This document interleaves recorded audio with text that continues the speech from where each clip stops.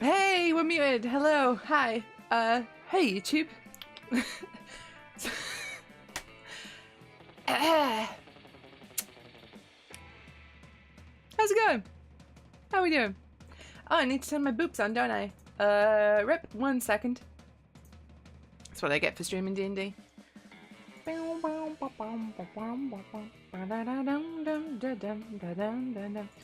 just use this time to let,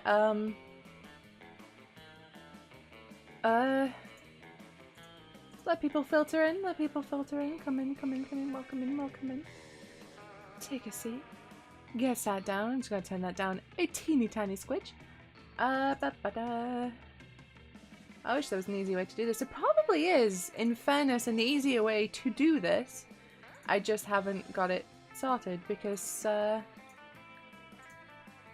well, streaming is hard. And I don't know what I'm doing.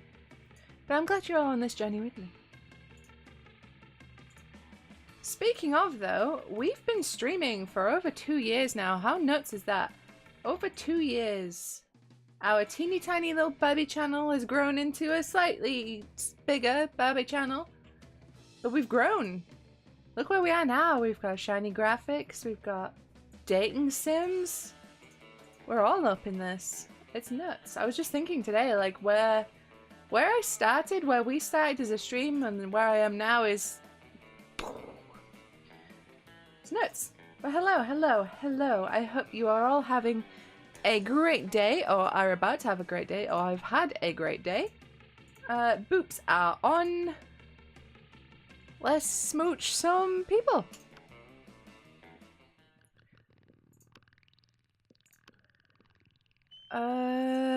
Skip. Let's be Oz, because he's cute. Sure thing. Oh, he's so cute. So, who am I gonna romance first? We've done Vera. We have done Scott. We haven't romanced Damien. We failed with Damien. We failed with Miranda. Who else is there to smooch? Polly. We have. Let's romance Polly. Let's do Polly this first playthrough. Where's your spirit emoji? Snowman, because that motherfucker is in the middle of a blizzard. He's fucking smiling. Doesn't give a fuck about blizzards and he's a kick-ass hat. Octopus. It's gotta be this one, right? This one's fun. This is the Polly. Octopus emoji, best animal on earth. I know 5 mixed drinks, 3 drug cocktails, and 17 sex positions that involve one or several octopi. That is Polly as fuck. So we'll do that one. She's all about fun, right? Polly's fun and creativity. Top one. Sphinx, who's super turned up and ready to party. And she raps all her riddles. She still kills you if you don't answer them correctly, but she raps the riddles. Our fun is going to be off the fucking charts. If I was to be an ice cream... Tequila and cake. Winky face. Polly already loves us. Look at this. We're already in. Doubling up on fun. We are so fun. All right. Oh, because Oz is like a ghost too. Ah, it's gonna be adorable. Okay, what else does Polly value? Do we know? I imagine it's like boldness or charm. How's everyone's weekend? How's Eurovision? Eurovision was great. I had a lot of fun watching it. Although, I mean, there were so many shitty fucking ballads again this year. And I was so disappointed in Denmark when they sent the soft Viking boys. I'm like, you sent Vikings. Can they be, like, energetic and, like, Vikings? Let's just get some more fun. Let's get over 10 fun. We have a rave. 300 people. We've done this one. Nightmares for a demon dimension. Blah, blah, blah. Too fun. Whoop! I see Polly and Damien eating some delicious looking cookies. Hiya! Hey! Would you like to buy a cookie to benefit the Agents of Chaos? I'm trying to get my destructive capitalism badge. All proceeds. No, wait a minute. Wait a minute. Metal Gear. All proceeds go directly to the uprising of chaos over order, and it's tax deductible. As I was setting fire to a nursing home the other day, I heard a voice echo so loudly in my head that my teeth rattled. It told me of an ancient order, and as it was described to me in 1,000 voices, blood trickled from my ears. Hey, Kat, how's it going? And then the voices gave me a badge for harassment of the elderly. And I earned my first badge for being unable and unwilling to stop partying. My goal is to get enough badgers, ooh, I went from Somerset then, to make a bikini out of, and then wear it, and nothing else, everywhere, forever. My goal is to get enough badges that Polly makes a bikini out of them and wears it and nothing else, everywhere, forever. I wonder what badge we should go for next, and what hijinks we can get into to earn it. You know what's crazy and chaotic? Being single and partying forever. Destroy the institution of marriage. Chaos is always better with some sensible agony. Replace all the water in the school with swarms of mosquitoes. You were busy doing other stuff at the GP, well, the bar of the hotel, and then your room all the time, so you didn't really watch any. It was okay. There were a couple of good acts. Like the first one was a vampire boy that rose out of a coffin that was a piano, and then by the end of the song, the entire stage was on fire, and it was just so good. But it was pretty. It was. It's like Eurovision these past few years has been like so serious, and like I get it because Europe is shit right now. You know, there's just a lot of problems going on in Europe at the minute. So I get that everything is a bit like more somber than normal, but like, can we have fun again? Like Moldova had the right idea. They were channeling Bucks Fizz and they sent like a fun, just exciting song where there were lots of dancing and colours and stuff, and it was great. Can we have that again? Anyway, that's my Eurovision rant. Single and partying forever. Yes, queen! I always say that marriage is like such an outdated institution. But think how panicked old people will be if we dismantle it. Yeah, they'll act as if it like matters or something. I'll head to City Hall and touch all the marriage certificates. And I'm gonna go to the bridal salon to pour pig's blood on all the dresses. Perfect. Man, we're gonna get that disrupting societal norms badge easy as pie. Badge bikini, here I come. Why do even the simplest plans seem to escalate into arson and blood so quickly?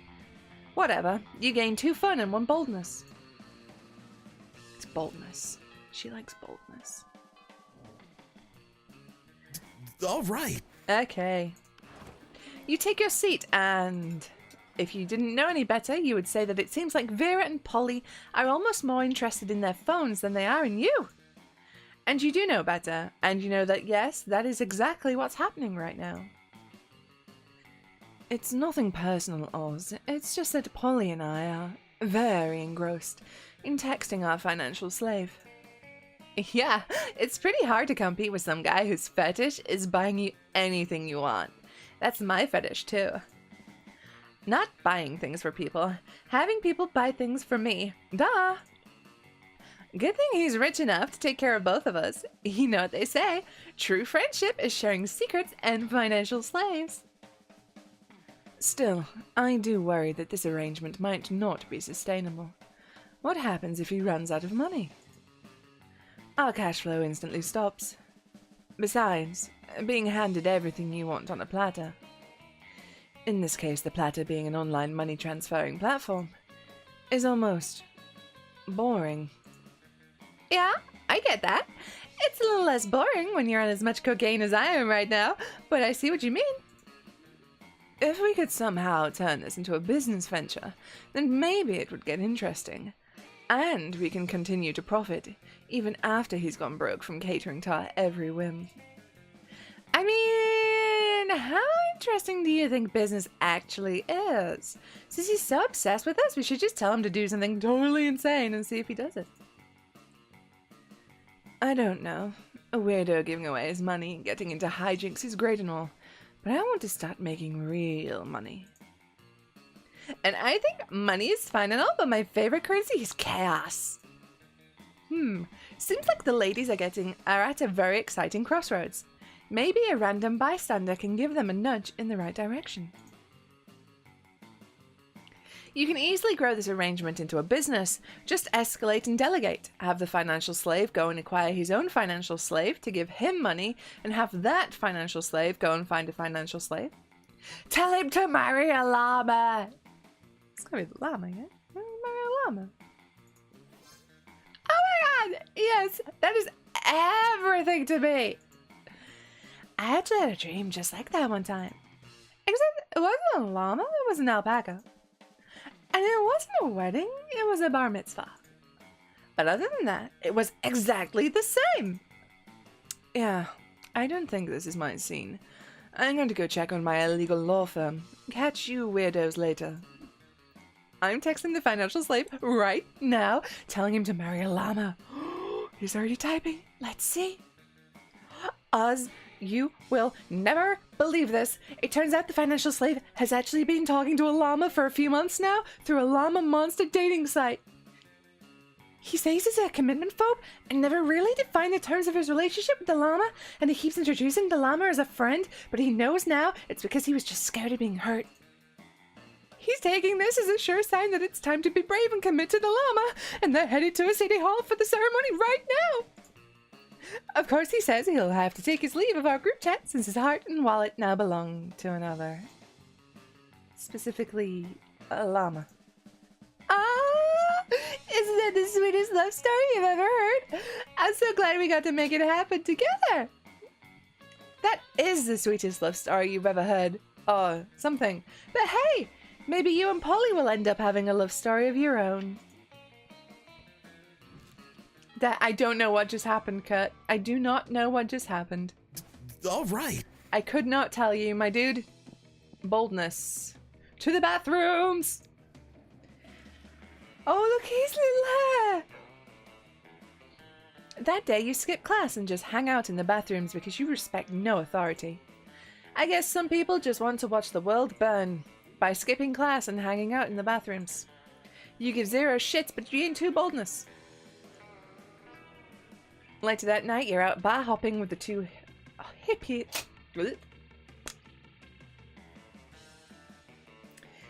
I think Susie just got someone to try to marry a llama at a place where there are no marriage certificates because the certain devil boy burned them all. You might also be way more drunk than you think you are. Nope. That happened, other Dan, that happened. Later that night, you're out bar hopping with the two hippest monsters you know, Liam and Polly. The evening comes to a grinding halt when you're denied admission to Club Club, thus named for the giant club carried by the bouncer, who is currently denying you entry. How unsatisfactory. My modus operandi is to be the instigator of exclusivity, not the victim of it. Don't worry, I got this. Hey there, handsome. Interested in some hot ghoul-on-ghoul action? The bouncer snorts. I can see right through you, Casperina. Move along. Ugh. Who's that douchebag think he is, keeping us at the club like it's his job or something? Both Polly and Liam look to you expectantly. Now is your chance to save the night. Incite a revolution, the proletariat will own the means of inebriation. Start a better party right here. A naked party. Let's have a naked party. You take off your shirt and begin swinging it above your head, making siren noises like a sexy ambulance. Immediately, the crowd's attention is captivated. Do you know, I'm also very, very glad that we are a small stream, so that a soundboard does not get made of me saying things like, you make siren noises like a sexy ambulance. Thank God for small mercies. You dance the dance of the uninhibited, moving with the grace and elegance of a coked-up giraffe. The crowd follows your lead. Ghosts and ghouls alike slip out of their skirts and skinny jeans. Mummies unravel their bandages. When the people inside Club see what they're missing, they flood to join you in your naked rave. No, no, that was not an invitation to make a soundboard and me saying things like sexy. I mean, that was very odd for this game, though. In the morning, over an epic hangover breakfast, you reminisce about last night's triumphs. What a surprisingly pleasant turn of events, and a rare opportunity to work on my moontan. I think my favorite part is when we literally fucked the police. Best night ever! Yeah, it was. You sure showed everyone the power of self-confidence, team spirit, and giving no fucks. You gained 2 boldness and 1 fun.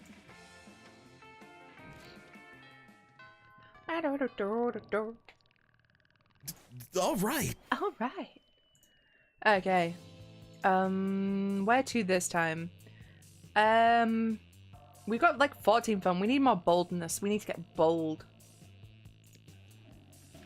Skip class, respect no authority. While in the bathroom, you tell yourself in the mirror that you're so bold, you would kill a tiny, big-eyed turtle with your bare hands. That monstrous act would instantly give you 500 boldness. But come on, you're just talking to yourself in the mirror. What's the merit in that? You know what? You can keep 2 boldness anyway for saying that to yourself out loud. You see Miranda, Polly, Vera, and Damien all crowding around the bathroom mirror. Can a monster take a shit in peace at this school? Your brows are just short of being on fleek. They're 1 millimeter off fleek. Maybe your snakes got in the way. Pathetic. This coming from someone whose face is see-through. How can we tell if that's your highlight or the headlights of an oncoming train? Lame. Oh, please. You wouldn't know a good contour if it punched you in the throat. And a really good contour can actually do that. I like to start with a palette of complementary colors for my skin tone. Blood red, baby flesh pink, bloodshot crimson, and then do a basic blend with a soft-boiled chimera egg. Oh my god, Damien does makeup videos. I'm so proud of him. What? It's called technique, fuckers. Doing amazing makeup is like punching someone's face with beauty. I just do not see the use in putting so much time and energy into painting one's face. Is that not what we all have makeup slaves for? Mary? No. At least we know we're both more competent than Miranda. And worse than me. Not that that's saying much of anything. There needs to be a way of selling who's the best at makeup. Both Vera and Polly look expectantly at you. Oh, jeez. Visit the dungeons of Lenicum, Sumerian god of makeup, wherein lies the legendary orb of Lenicum, which coincidentally can tell who's the best at makeup. Make up this potato to see who can produce the prettiest potato. I'm the prettiest potato. You take out the 2 potatoes you always carry with you for such scenarios. What? I'm not wasting my makeup on a potato.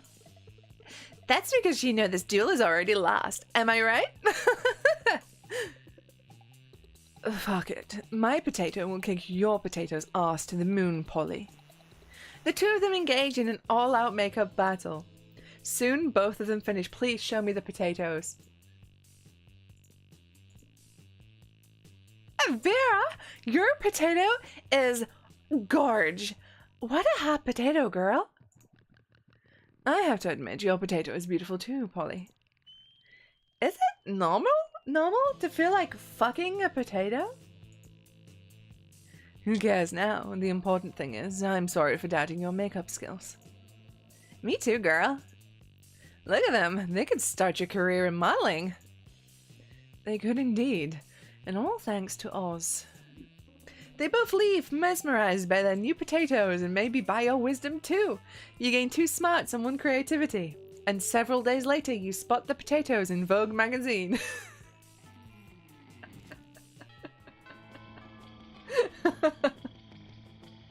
All right. Oh, God. You find Polly and Scott huddled at your chosen table. If these two are together, it can only mean one thing. Prank Masters! I hereby call this meeting of the Prank Masters to order. Prank Mr. Owl, present and accounted for. Chairman guys, all dressed up and ready to prank. Hey, how come you get to be chairman?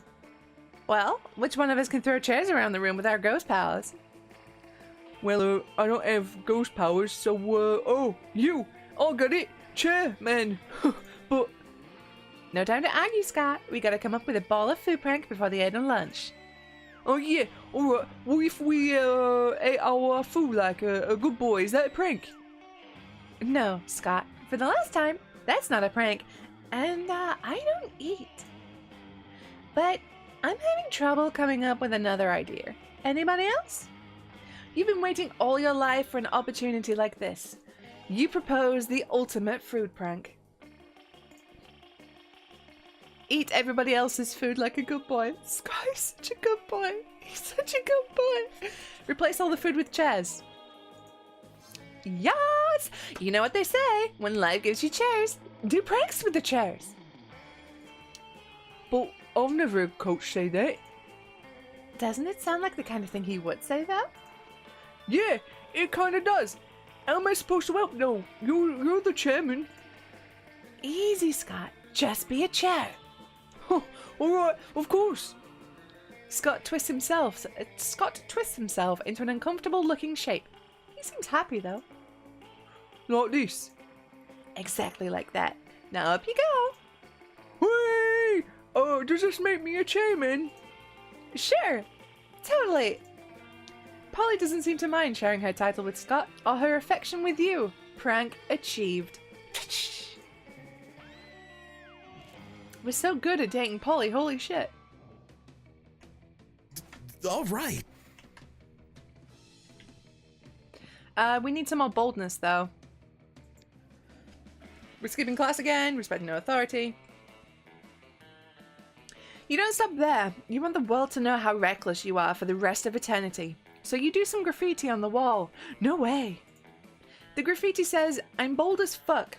And you know what? Turns out the wall is a magical wall that grants wishes. What a wall! A deep voice resounds from within the wall and says, Well, not bold as fuck, but maybe a bit bold. and then you gain 2 boldness. Oh boy, that's an opinionated wall. Anyway, look at you. That was a very good accent I just did. Catch me in the latest AAA video game. You're hanging out with Polly afterwards and she's about to show you her latest dumb tattoo when suddenly... Greetings, my love. Can you date this guy? Never fear, my lady, I will save you from this less vicious cretin. It's the interdimensional prince, and he's apparently here to block your metaphorical cock. Whoa. Whoa, you're so sparkly. Are those tearaway pants? Sadly, they are not, my queen. My fashion sense does not operate on the same ethereal plane as your own. Oh yeah, I heard about that early today, the Dan. Boss Key Games closing down.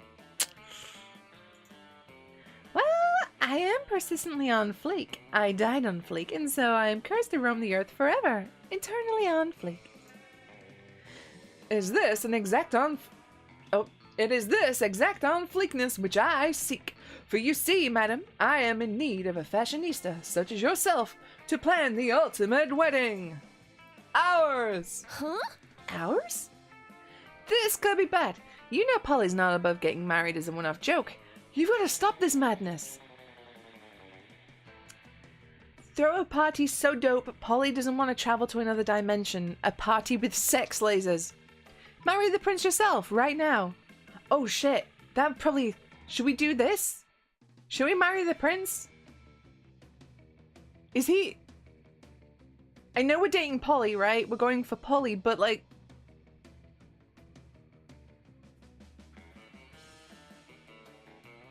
I'm gonna marry the prince. It's bold, right? I'm gonna do that. I'm gonna do it. By the powers vested in you by QuickieMarriageYourLicenses.biz, you now pronounce yourself married to the interdimensional prince. It's a beautiful ceremony. You wear your white gown and everything. Your uncle won't stop weeping and congratulating you. But how did... I don't... Oh, wow, dude. You didn't tell me you were already married. That's sleazy AF. But I wasn't.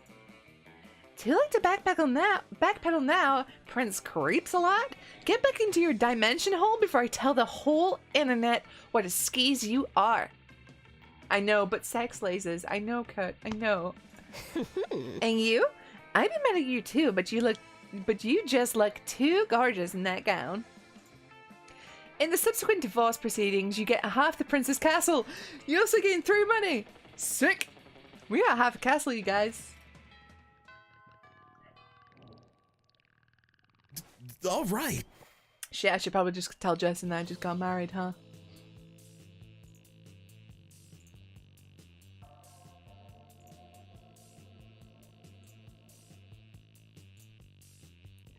Okay, so, let's go have some fun. Oh, no, there's shops there. Oh, but we have 8 money, so let's go see what's at the shop.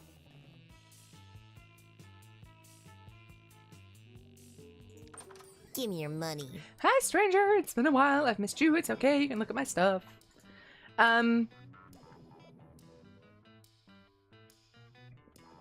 Oh, we haven't got enough money for the cocaine.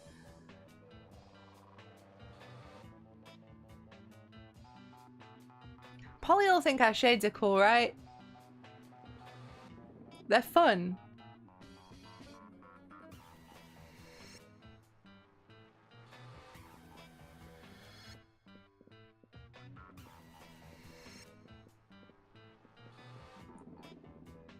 I'm gonna get the shades. See you later. Ah, nothing better than the smell of money. You think nothing? I got the shades. It upped my funness factor. I'm very fun. Whoa, fucking hell did it up my funness. I got 19 fun now. Holy shit. Okay, where's Polly? Egg roll. You find Vera and Polly at their table, deep in conversation. Alright, business idea. People pay a monthly subscription to prevent me from drugging their food. Business idea. People pay me a monthly subscription to put drugs in their food. Business idea. Price out the cafeteria's current food supplier by selling plastic food. Business idea. Nipples! Just nipples. Yeah! Okay. Wait. Business idea. Use clever marketing and food science to create the perfect new diet craze and sell it for an insane profit. That's actually a really good idea. Better than nipples? Yes. We just need to figure out what our new diet product will be. Tapeworms! They're gluten-free, dairy-free, 100% organic, and you can get them for free from sick cows. Yeah, it does. Have they done more and more things get unlocked as you finish more and more things? Meth! It's what's for lunch! It's gonna be meth. Yay! Oh yeah, I know, you know? I was just complaining the other day that I made way more meth than I can ever do myself. The profit margin will be incredible. The problem is the name. Meth has a really terrible reputation. We need to rebrand. You mean come up with a new name? Like Skinny Fun Powder? Or probably not meth? Yes, except not either of those. Oh, I know! I've got the perfect name! Don't say... Nipples! Kill me. But it turns out Nipples is the perfect name for a drug you want to sell to high school students. Polly makes a killing and drug dealing turns out to be a very romantic bonding experience for the two of you. Don't do drugs, kids. Really, just don't ever do meth. Not even once. All right. Don't even try it. Just don't. Okay, so the bathrooms is the shop, so we're gonna go have some fun. Half-hour rave. One, the small magical Latino cat. We've had this one. Oh, he slips on a banana peel. We start to laugh. He asks you to stop, but you don't. You laugh so hard at him that you somehow steal 2 fun from him. Hooray! You see Polly looking unusually depressed. She's usually on hella good drugs at this time of day. You ask what's up. I'm gonna live forever. I was yelling that at a party last night, you know, because of the ecto-cocaine. But then I realized it's like literally actually true. And forever is like a really, really, really long time, you know? What if I run out of stuff to do? What if aliens take over and they ban partying? What if the Earth blows up and I have to live in space with dumb, boring space animals? I get bored when the bus takes an extra 10 minutes to arrive. How am I ever gonna stay hyped for eternity? You don't have to. Whenever you get tired of existing, just go piss off a priest. Meth. It's gotta be meth, right? Whoa, you're like a genius. All this time I've been avoiding meth because it, like, kills you or whatever. But it can't kill me. I'm already dead. Can't make me lose my teeth. I'm a ghost. Don't got no teeth. It's like meth was designed for me. This is basically the biggest life hack ever. Or should I say, death hack. Polly's good mood almost makes that pun worth it. You gain 2 fun and 1 boldness. You literally had a meth head steal 2 wheels off a co-worker's car and sell them. Person got caught coming back for the other 2. Holy shit, Kurt. What the fuck? That's not good. That's gonna be bold. Skip class, hang out in bathrooms. On the way there, you run into Mamimi, the Oni girl. She offers you some of her weird Japanese energy drink. You just take a sip. It tastes crazy as hell. You need to check the contents of this shit. Guarana seed extract, benzoic acid, 50 milligrams of caffeine, and 100 milligrams of boldness? Well, it wasn't bad at all. You gain 2 boldness. Thank Mamimi and proceed to head to the bathrooms. In the course of your activities, you come across Vera and Polly hatching yet another scheme. You sneak a little closer so you can eavesdrop. Hi. Listen, this has been a fruitful partnership so far, in terms of making people look like imbeciles. But I think it's time we monetize. Sick burns don't buy fresh outfits. Yeah, fine, whatever. I guess you could do some new thongs or whatever, but like... I don't want to stop making people look dumb just so we can make money. I don't want to sell out. Personally, I can't wait to sell out. But you have a point. We can't sacrifice our brand.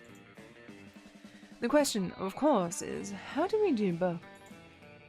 Yeah, how do we get rich people off yanking people's chains? Whoa, I put a word in there that wasn't there before. How do we get rich people? How do we get rich off yanking people's chains? Hey! Careful with your choice of words, Polly. What? Chains are a big thing for ghosts. No! No! Other dad, please, I beg you, no. I beg you, no. Oh, shit. Of course. Oh, shit. They don't seem to have any immediate ideas. Maybe you can offer a solution. Why don't you make up a funny workout craze? It worked for Frank Pilates, the inventor of Pilates. Oh man, do I have a great prank for you. I call it stealing. Stealing. I like where your head's at, but it could use a catchier name. What about humping? Humping is already a thing. Yeah, but it's awesome. Fair point, but we need something classier. Something that says this is cool and also legal. Ooh, theft! Warmer? Oh, what about finance? That's already a thing. Fine. How about ambush finance? Yes, that's hot. You leave them to discuss whether they can trademark stealing. Meanwhile, you gain 2 boldness, 2 creativity, and 1 boldness. I cannot read, suddenly. I fucking Freudian slip about getting rich people off, and All I right. can't read anymore. Good job, me. Okay, there they are. Alright, I'm trying to comprehend your request. What is there to comprehend? It's really simple, Miranda. Take my cell phone, snap a pic of me face planting in my food with my eyes closed and tongue out. But wherefore? Right here, Miranda. You're about to point out that wherefore means why, but luckily Polly elaborates on her own, so you don't have to look like a fucking know-it-all. It's a new meme, Miranda. Like planking or dabbing. It's called food poisoning, and it's dope AF. Don't you have cool trends in your kingdom? I suppose we do. Oh, we have a fun trend called Revere Your Rulers. It's where you show nothing but the utmost devotion for the royal family. If you're good at it, you get a lot of likes on social media and also not executed. Do you ever listen to yourself when you speak? I bet you know some pretty cool trends, don't you, Ross? Heck yeah, you do. Don't you? I surely do. It's entitled Silverware Wear, and it's where you take your most expensive cutlery and dress it in very fancy tiny outfits. That's fucking adorable. Yep, it's called dyeing.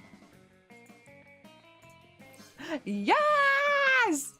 Dyeing is my fucking fave! I mean, listen, the first time I did it, I was like, okay, now I don't get to be alive anymore. But then, when all the cool ghost stuff kicked in, I was like, oh my god, dyeing is awesome! Everyone should dye! I'm not sure I would be into this dyeing trend. But I do know that Daddy's Reign helps many peasants achieve this meme, so it's nice to know they are becoming super popular on social media in the process. Remind me not to ever hang out in Miranda's kingdom on break. But hey, Oz, maybe you and I could hang out and do some dyeing together. Yay! Maybe? Yeah. Yay.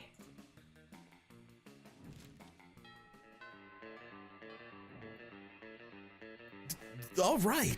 Let's go get boldness. Skip class. Encounter 3 wild hyenas. I think she might be asking if I want to give her a petit mort. On the way there. Who the fuck runs security here? Anyway, you subdue them with the help of a hair comb. God bless the monster scouts and all the idiotic scenarios they prepared you for. By the time you get to the bathrooms, you've totally gained 2 boldness. Dope. You're minding your own business when Vera grabs you by the collar and yanks you into a huddle with her and Polly. We're in big trouble, asshole, and it's all your fault. Yeah, Ambush Finance has been a huge success. Too huge. They want us to write a book about it. But we don't know how to write a book. And we already accepted the advance. So I took a bunch of Adderall and wrote 207 pages of garbage about stealing. But of course, the publishing house won't accept it. They say it's missing a big reveal at the end, some kind of ultimate secret to Ambush Finance success. That's where you come in. Yeah, you came up with the idea in the first place. For which we owe you absolutely no royalties, by the way.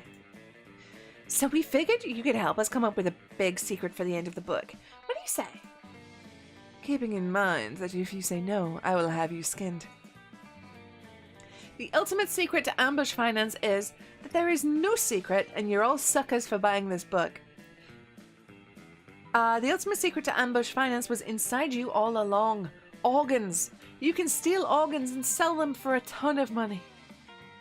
I feel like the top one is more Polly. Oh, snap. That's the ultimate prank. We're stealing their money by tricking them into buying a book about stealing money. Very mean and very on brand. And if anyone complains, we'll just tell them it's avant-garde self-help. French words always shut people up. Sweet, I'll go put this into the final draft. Great, but remember, Polly, we've got a bank heist scheduled for 5:30. We can't be slacking now that we're celebrity burglars. Roger that. Man, this is so much fun. I can't believe it's legal. Oh, of course. You're gonna pretend you didn't hear all that You gain 2 fun and 1 creativity. I think we're doing good for Polly. I think we All might right. have a date with Polly. Boldness we cannot get anymore because it's the shop. So let's go have some fun. Half-hour rave. You spot Juan, the small magical Latino cat, who seems a bit sad. He explains to you that he's worried people are so used to calling him Juan, the small magical Latino cat, that now everyone defines him only by his size, magicality, ethnicity, and species. He's more than that. You correct him. You don't see him in such simplistic terms and convenient different definitions. It's just that there are around 23 other different Juans in the school, so adding all that to his name is quite necessary. You tell him you'll never forget about him and the crazy adventures you both lived together in Monster Prom sequel, Monster Middle School. You have a great time remembering those crazy stories. You gain 2 fun. Polly grabs you by the arm so the 2 of you can talk, but of course, she doesn't stop dancing for even a second. Hey, boo! Yo, this party was super crazy. For like the first 15 minutes. Now it's just regular crazy, which is fine. But I want to take it to the next level, you know? I want this party to be criminally insane. I want it to be a danger to itself and others. I want psychiatrists to prescribe medication to this party, and then I want to take that medication. Are you with me? Obviously you're with me. I'm hot, and hot people are always right. So how do we kick this party up a notch, huh? Most normal parties only exist in 4 dimensions, but I've made a machine that will let us party in the 5th dimension. Let's steal a bunch of helicopters, stretch a net between them, and party on that.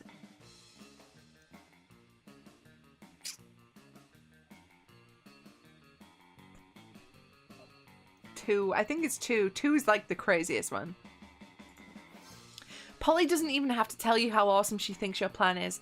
You just look at each other, nod, and head off to steal some helicopters. You seriously piss off some rich helicopter owners, but you know what they say. You can't make an omelette without breaking a few helicopters. Everyone is super stoked by your flying party net. Half the ravers fall off and plummet to the ground, but the other half make up for it by partying 4 times as hard. That's a net gain of like 100%. You gain 2 fun and 2 boldness. Do you get it? A net gain? Do you get it? All right.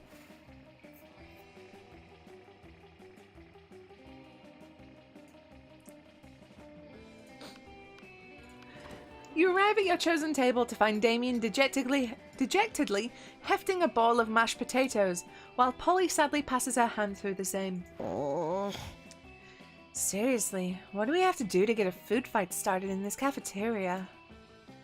Honestly, do not know. I tried throwing potatoes at people and yelling food fight, but I think everyone is too scared of me to fight back. And I can't throw any food because of my stupid ghost hands. Plates, mirrors, antique furniture? Sure, but not food. There's gotta be a way to provoke a food war. My dads are always telling me to be more political. But we're not political. Your strength is hitting things and my strength is being unbelievably hot all the time. Unbelievably hot! That's it! We'll set the cafeteria on fire! Wait, no. That's not a solution. That's just arson. Why do I always jump straight to arson? It's hard to watch them struggle through this by themselves, so you step in with an idea of your own.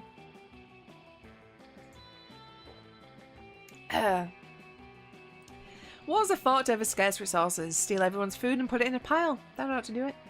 Hey, Polly, you know how the Greeks fought a whole war over Helen of Troy's face? Flash the cafeteria. Hey, yeah! I was planning to do that later anyway, after I finish this quart of Ectoboost. Polly floats up onto the table and, in a practice motion, whips her top off. To the victor! This is a high school cafeteria. Polly's rash action upsets the roiling cauldron of hormones, sets it on fire, and tap dances on the ruins. Soon the air is thick with sausage and gravy. Potato crisps fly everywhere like flavored shrapnel. Polly puts her shirt back on now that everyone's too busy fighting to remember what they're fighting about. Looks like mine really were the tits that launched 1,000 chips. The view you just got makes that pun worth it. Other Dan, is Polly your girlfriend? Are you Polly? All right. Did you write Polly? Okay, let's go get some boldness. Visit bathrooms. Don't worry, they won't be an illustration of that specific moment. Thing is, you make one of the boldest decisions in your life. You don't put paper in the toilet seat before using it. Look at you, you crazy bastard. You gain 2 boldness and probably 1 staphylococcus and a slight chance of 1 STD. Later, you see that Polly is even more excited than usual and you decide to see what's going on. Hi. You know, I've been doing a lot of soul searching recently. Get it? And I think I finally figured it out. Who I really am, I mean, my spirit emoji. Hey, what's up, Stu? You were so good this weekend too. Didn't pun once despite having a great time with a new person. Hey, look at you go. You can rein those puns in. Proud of you. Oh, the Dan, I'm proud of you. I think a lot of people would say I'm like the winking ghost emoji or the flag of Ecuador emoji, but those are just who I am on the outside, you know? My real spirit emoji is pink heart with a blue arrow through it. It's like, I'm sweet, right? But I've also got a dark side. Plus an arrow through the heart is how I was killed. What about you? What's your spirit emoji? My spirit emoji is pink heart with a ribbon around it because it's right next to yours in the selection menu. My spirit emoji is air horn, loud and proud and big into hip hop. Oh no. Oh no, which one did we go for? Like, this is a really cheesy line. We don't have like any charm. So this one. Awesome, boo. Erhan? That's a great choice. Man, I love when I'm listening to a sick pop song and all of a sudden, Erhan, Erhan, Erhan. It really keeps a party going. We should hang out more. If you're anything like an Erhan, I bet you never get annoying. Yeah, you're Erhan funny, which is a good thing. You gain 2 fun and 1 charm.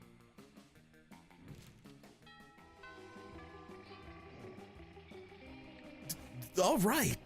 Oh my god, we have 31 fun. We are the funnest motherfucker in this joint. I'm gonna get some charm while I'm here, though. That day, an epic bodge doll match takes place. Everything seems lost, but delivered an inspirational speech that fuels a team's spirit, leading to a spectacular comeback.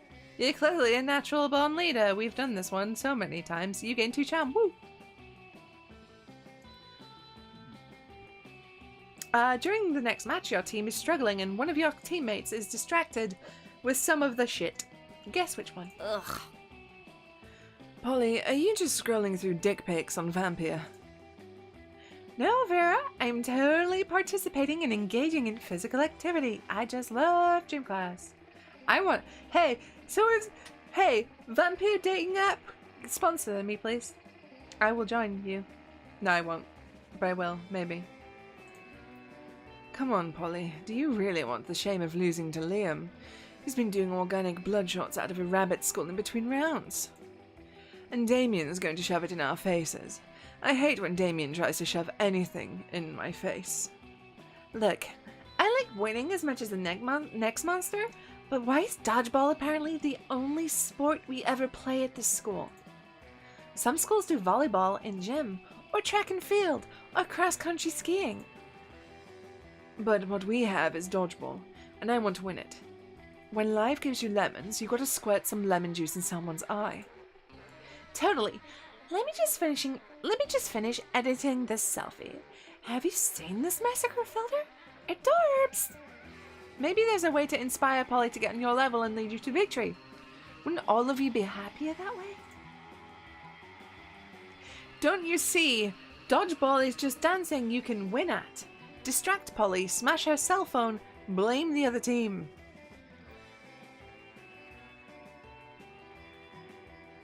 Dancing you can win at.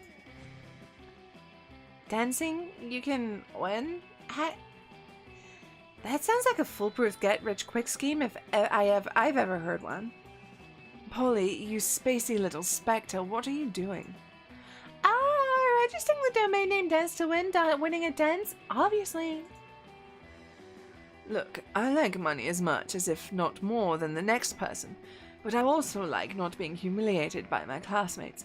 So if we could just win. Yeah, sounds great. Have a little fun with that.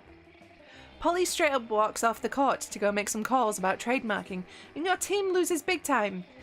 Vera's glare almost turns you to stone. Do you get it? 'Cause she's a Medusa.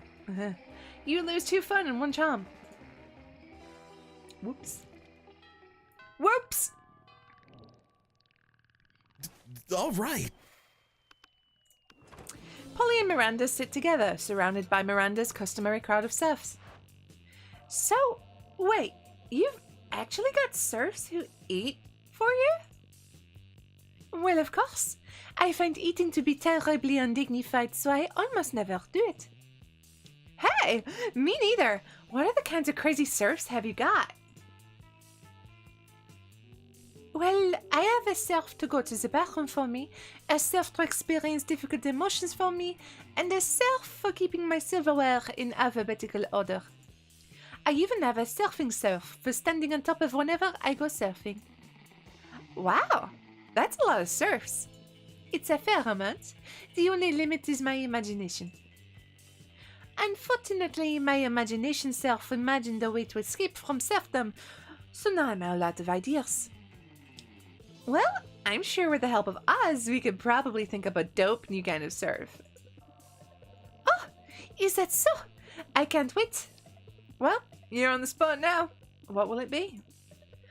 Ooh, Miranda, you should get a puppy serf. It's not actually a serf, it's just like 50 cute dogs. You should get a party serf, Polly, a serf to experience your hangovers for you. Well, that's the one. A serf? For me? I can possibly. Why not? I do it all the time. But isn't it wrong to make someone else experience the negative consequences of your actions? Well, like I said, I do it all the time, and Father says I can do no wrong, therefore it's probably fine. Okay, hell yeah, let's hire a dude to deal with all my withdrawal symptoms. Hire? Polly, dearest, we don't pay our serfs. We don't? Sweet deal. Polly hires the burliest hangover serf she can find, and the two of you go out for the night of your lives. The serf is dead in the morning from the epic hangover, but the memories are well worth the 2nd-degree manslaughter.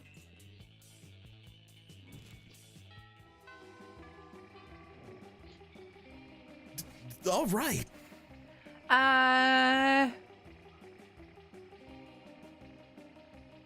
Let's go get some fun back. I like being... No, wait. Boldness. Skip class, just hang out in the bathrooms. Watch the skimming class. Wow. We loop back to that one on the same playthrough. Oh my god, did you hear? They finally invented a tattoo gun that works on ghosts. I'm totally gonna go get one as soon as school lets out. Oh shit, we should definitely get matching tattoos. You wanna? Of course you do. What are you, responsible? The important question is, what kind of tattoo do you want to get? The entire text of the Necronomicon. You be the first half and I'll be the second half. Knuckle tats. You get pa to ipa and I get tiar par yurti. Put our knuckles together and you know what that spells? Sex! You look blankly at Polly. What? That's what it spells, right? I mean, I could be wrong. Whenever I see a group of letters, I always assume it spells either sex or LSD. And a knuckle tattoo is obviously longer than 3 letters. So sex it is. You start to explain that sex is the same length as LSD, but Polly presses a finger to your lips. Shh, my little dumpling. If you play your cards right, I'll show you just how long sex can really be. Oh, she does show you. It turns out it can be as long as you want if you just keep adding X to the end. You gain 2 fun and 1 creativity.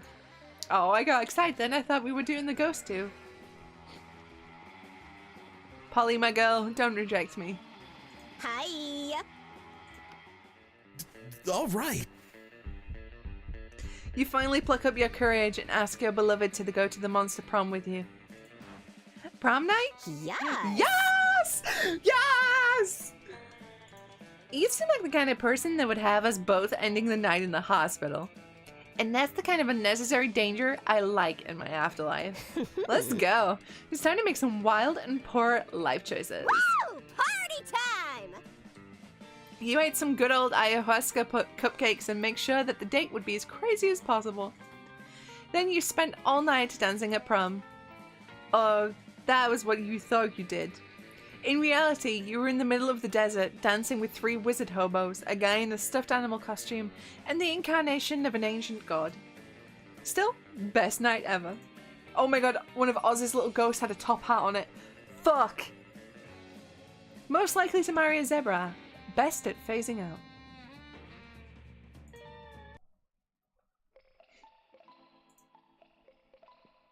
Those 3 weeks were maybe the most epic and absurd weeks of our lives. After Monster Prom, we kept on living our lives, falling in love, battling for friendship, and learning who we were and who we could be. And you know what? As it always does, life happened, and it was wonderful. Polly graduated at doing lots of ayahuasca, and now she appears to people hallucinating to act as their spirit animal. Damien loved fire to the very end. Unfortunately, that wasn't a super legal affair, and he ended up in prison for arson. Fortunately, prison was flammable. Vera realized she was a character in a video game, which infuriated her. She spent her life making connections and building power because she's not part of the game, she plays the game. So be careful. Maybe now she's the one pulling your strings. She could pull my strings any day, am I right?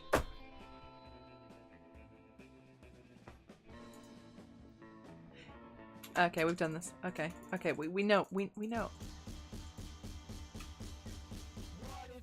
Told you that the world was gonna end. Okay, we're gonna do a bunch of short games rather than long ones because I want to get as much of this done as possible because I feel like maybe we're gonna start doing something else in this slot soon on stream. So let's do Vicky. Sweet! Yeah, we're seeing a lot of the same events, so it's quickly like running out of replayability, I feel like. Okay.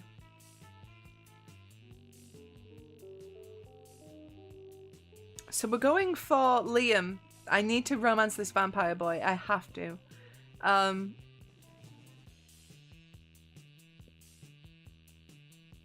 Oh man, I might do the JoJo Souls. I might. Sounds good. You wish you were raised by a really progressive marriage between a kick-ass venomous snake and actual fire. I love fire and I see no issue with being raised by it. A mysterious old man who saved me from the streets in order to raise me as his disciple in the ancient ways of rad DJing. A pack of wild wolves who also happen to be tech moguls who own some of the most profitable companies of Silicon Valley. They would be kick-ass role models and wild wolves. Sick. Top one. You find a genie in a bowl. You can ask for whatever you want. What do you ask for? Oh my god, I'm gonna need to sneeze.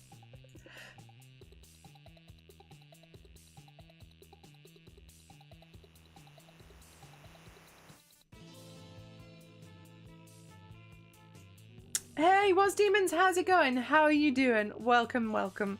Excuse me, I just sneezed my face off.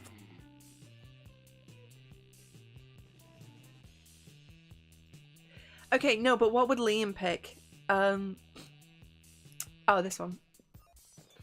Him to not be so cliche. Genies and wishes, so minstrel. I need to blow my nose 1 second. I'm so sorry, guys. Let's go!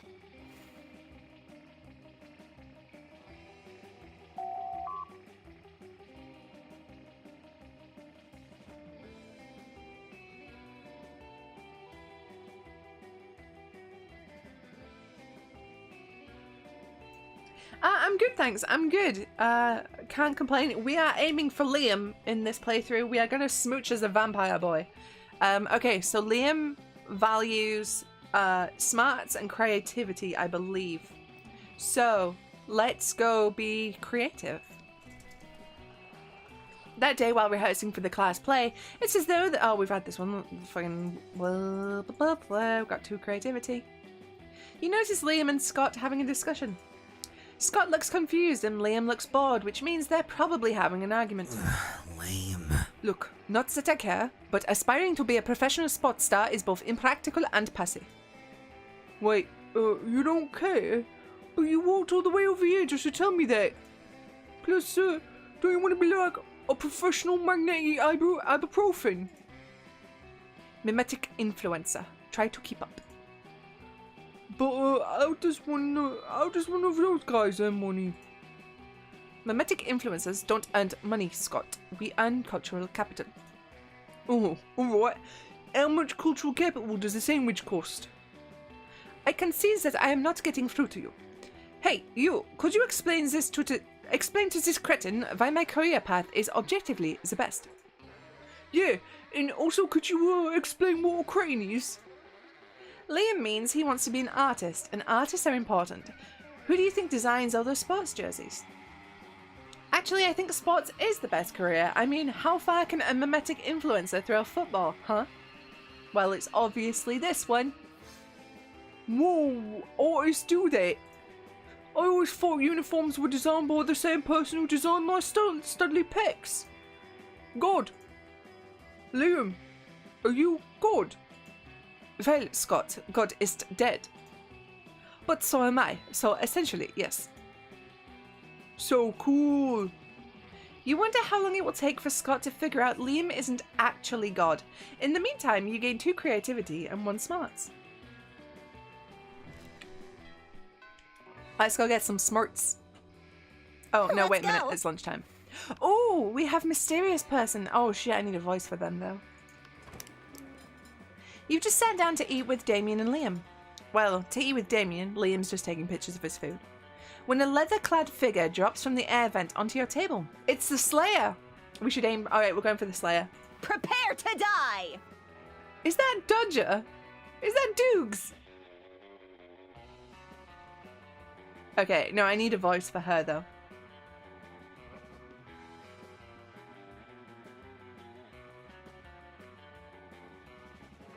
So as we know from the start of the stream, I cannot do an American accent.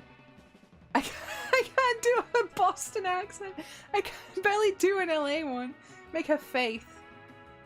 Oh, I can't do a Boston accent, I'm afraid. I could do like bod goth chick because she's clad in leather. I can only do about 2 voices, guys, and even then, can do is stretching it a lot. Welsh Dan, other Dan, you don't want me to do that. I can't do that. In the valleys. That's all I can say, and it's bad. I'm not doing Irish. Code. I'm an English woman. It's really not good for me to try and do an Irish accent.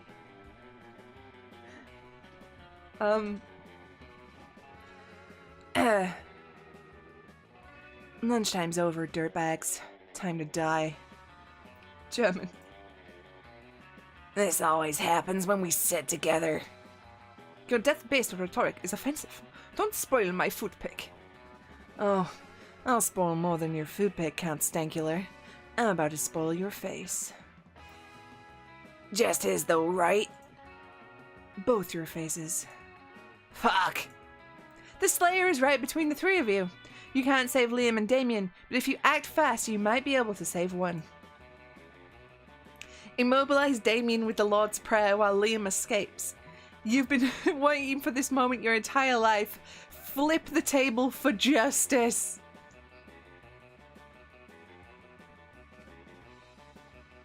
Flip the table? I don't know. Should we try... I feel like this is the one to go for if you want to romance the Slayer, right? This is the one for Liam. But we don't get the opportunity to romance the Slayer, so let's do flip the table. And please be the right decision. Normally when you flip tables, it's out of anger or mischief, but this is about to be the most righteous table flip ever performed. No! My footing! No! My artfully arranged cafeteria food! Yeah, fucking up school property. Hey, thank you for that follow, Quena Reeves. The sleigh arms are pinned under the table along with Liam. Damien jumps down there and starts punching indiscriminately, not caring who he hits. Oh fuck. So you know, just another normal day for Damien. I've never felt so alive. Offensive. Whatever. Let's flip all the rest of the tables in the cafeteria while the flipping's good. You righteously flip every single table in the cafeteria. With each table you flip, you find Damien is flipping a little more. For you. Load state, abort. Do you know what? I'm aborting. We're going back. We're redoing it. We're dating Liam. I got distracted. I allowed my easily influenced mind and chat to do the table flip, so we're safe strumming. Yay. Hey, welcome. Democracy is just broken. What would be the best way of choosing the leaders of modern society? We create a reality show called America's Next Top President, where the candidates compete in all kinds of physical and mental challenges. Voter turnout would increase and we would turn a profit on it. You put all the candidates in an empty room with a wild grizzly bear. Whoever kills the bear should be our president. If everyone dies, then it's obvious. The bear should be our president. Whoever can play the most heartbreaking violin solo wins. Ba-doom. The coolest reality show would be: people in positions of power must face all sorts of questions relevant to their field, and if they fail, they lose their jobs and society wins. 12 experts on the various arts of seduction live in a house where they must face a common challenge: seducing a potato into marriage, somehow. 8 rich people fight in a weekly challenges to see who's the best at giving money to you. Top one is Liam. That's who we're going for. We're gonna smooch that vampire. Okay, what would be your dream first date? It was art exhibition, experimental enough to give you a seizure. Liam. Let's go. Okay, up the creativity. We gain 2 creativity. Whoop, whoop, whoop. Deadly match of truth or dare or death with Polly. And that would be a super interesting event to cover. But then the two of you spot Miranda and Liam deep in intense conversation, and that's bound to be much more interesting. Hiya. Hi, Babs! You were making quite a noise, and I love everything that makes quite a noise. What's up? Hey, you two. Miranda and I were having a creative disagreement. You see, we wanted to start our own school club. You know, an intellectually rewarding extracurricular that enriches our minds while probably not being mentioned ever again in the future because continuity at the school seems to be a bit random. Nice! Let's do it! Y'all know my favorite things in the world. Drugs. Sexual activities? Noise. No, dummies, that too, but I meant chess and Russian literature. Stop treating me as if I were two-dimensional. Let's start a literature club. I'm not sure. Do you remember what happened last year when we joined the literature club? We wrote dope poems and made new friends? No, the other thing. Ah, fuck yeah, that's right. So weird I almost forgot. I mean, that's how I died, you know? Anyway, thing is, Miranda and I were already between 2 ideas. I propose we start the Club. A delightful meta club where we enjoy ourselves by designing and crafting new school clubs. Boring! I propose the Little Pony Sweet Dreams Club, a club where we would spend our nights learning how to tell the right bedtime stories to ponies. Whoa, you two really know how to sound two-dimensional. But in any case, can't you both just do your own clubs? No, our lives are fueled by the conflict and confrontations that only can be solved by choosing between 2 options. That's why we need you to choose which club is the best fun, because Vicky always seems to choose based on who she wants to ask to prom. So which one should we go for? Just remember, one of the ideas includes ponies. A tough choice. Whoa. A tough choice. Mostly because I'm like super drunk right now. A tough choice indeed. It's your opportunity to convince Polly, of one of the two options, because no one is preventing you from making choices based on who you want to ask to prom. I mean, the pony one is at night, so it technically counts as a nightclub. The best club is clearly the club, the class, and then just throw some confetti. You reach for your secret stash of colourful, happy confetti that you carry with you when you want to cheer people up. But you accidentally grab and throw your other secret stash of confetti, the stash of black and white sad confetti you reserve for more solemn situations. Boo. Not cool. They threw black and white sad confetti at my funeral. I'm not in the mood anymore. Polly out. I'm just disappointed because you defended Liam's option. Farewell. And I'm disappointed because you thought confetti was a valid argument to defend an idea with. I do not feel the need to explain why that was stupid. Bye. So everyone's a critic now. Great. The lesson here is that you really need to be careful with using your stash of black and white sad confetti. Still, you lose 2 smarts and 1 fun. But what? I mean, such mixed messages there, because we still got the Liam heart, so what's the fuck? What's the fuck, as Liam would say. Let's go. Oh shit, Space Prince! Oh, it's this one again. You just sat down to eat with Damien and Liam. Well, to eat with Damien, Liam's just paying Prepare to die. Lunchtime's over, dirtbags. Time to die. Yeah, we've done this one. Blah, blah, blah, blah, blah, blah, blah, blah, blah. This one. You launch into a hearty rendition of the Our Father. You've done this loads of times. It's not that the prayer has any kind of magical effect on Damien. He just can't resist criticizing it.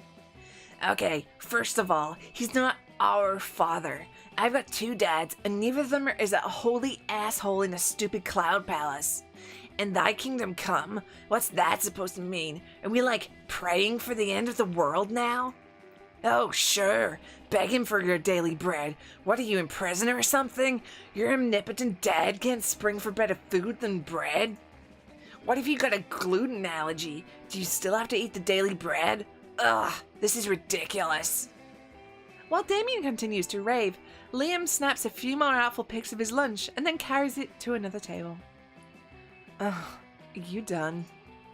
Almost. I have a whole other bit about the multiple papal revisions that's really fucking vicious. Close enough. Eat holy water. You can't leave it a liquid if it's... Ah! Damien has a hard time forming any more iconoclastic opinions with his flesh on fire. He flees the cafeteria and you retreat to sit at Liam's table. Now that he's done taking pictures of his food, he even lets you have some. This has been a real bonding experience.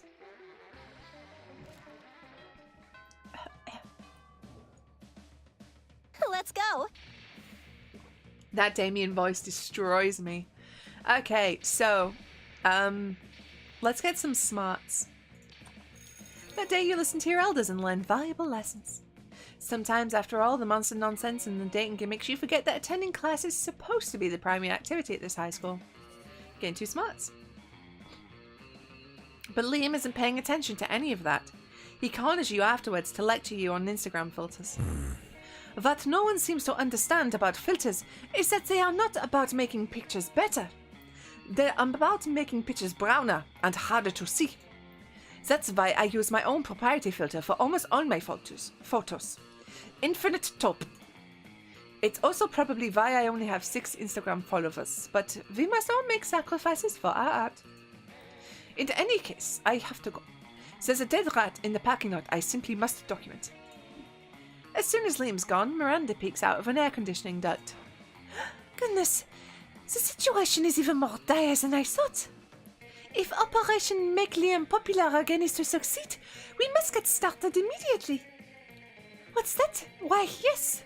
Of course you're part of my operation. I unwillingly force people into my service all the time. Oh, you want to know why it's called Operation Make Liam Popular again? Well, he's been alive for like centuries, right? I'm sure he must have been popular at some point. I'll check the history books later. There's no time now. Phase 1 is getting Liam more Instagram followers. I took the liberty of having my royal spies discover the password to his account so we can give it a total makeover. But what to do? use his account to post a bunch of porn and bomb recipes, pay 1 million homeless people to follow Liam on Instagram.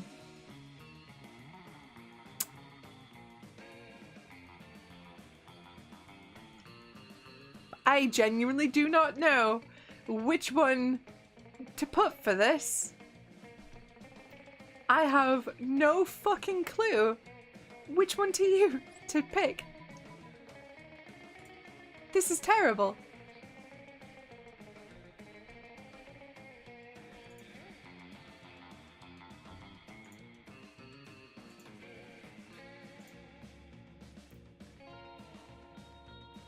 I'm leaning towards homeless because Liam would be very upset if a bunch of porn... Liam, we're going for Liam. If there's a bunch of porn and bomb recipes on his Instagram, I don't think he would be very happy with that. So homeless. Let's go homeless. Ah, yes. Just as father pays millions to vote for him in our fair and democratic elections. In fact, I think I can cut costs by paying one of Farrah's clothesmiths to simply replicate the same 1,000 people 1,000 times. You ask Miranda if she thinks this is ethical, but she's as confused about the meaning of ethics as she is about fair and democratic elections. Soon the plot and the requisite clones are hatched. You run into Liam in the halls a few hours later. Oh. I am distraught. My carefully husbanded unpopularity is... Whoa, no, I went French. Is crumbling before my eyes. Look at all these followers. Look at their comments. Totally real account 66. I love you, Liam. Another equally real account. You're so obscure and avant-garde. The sentiments they are expressing are objectively correct, and yet, no. I cannot give in to the lure of the limelight. In spite of this, Liam seems to be enjoying himself quite a bit.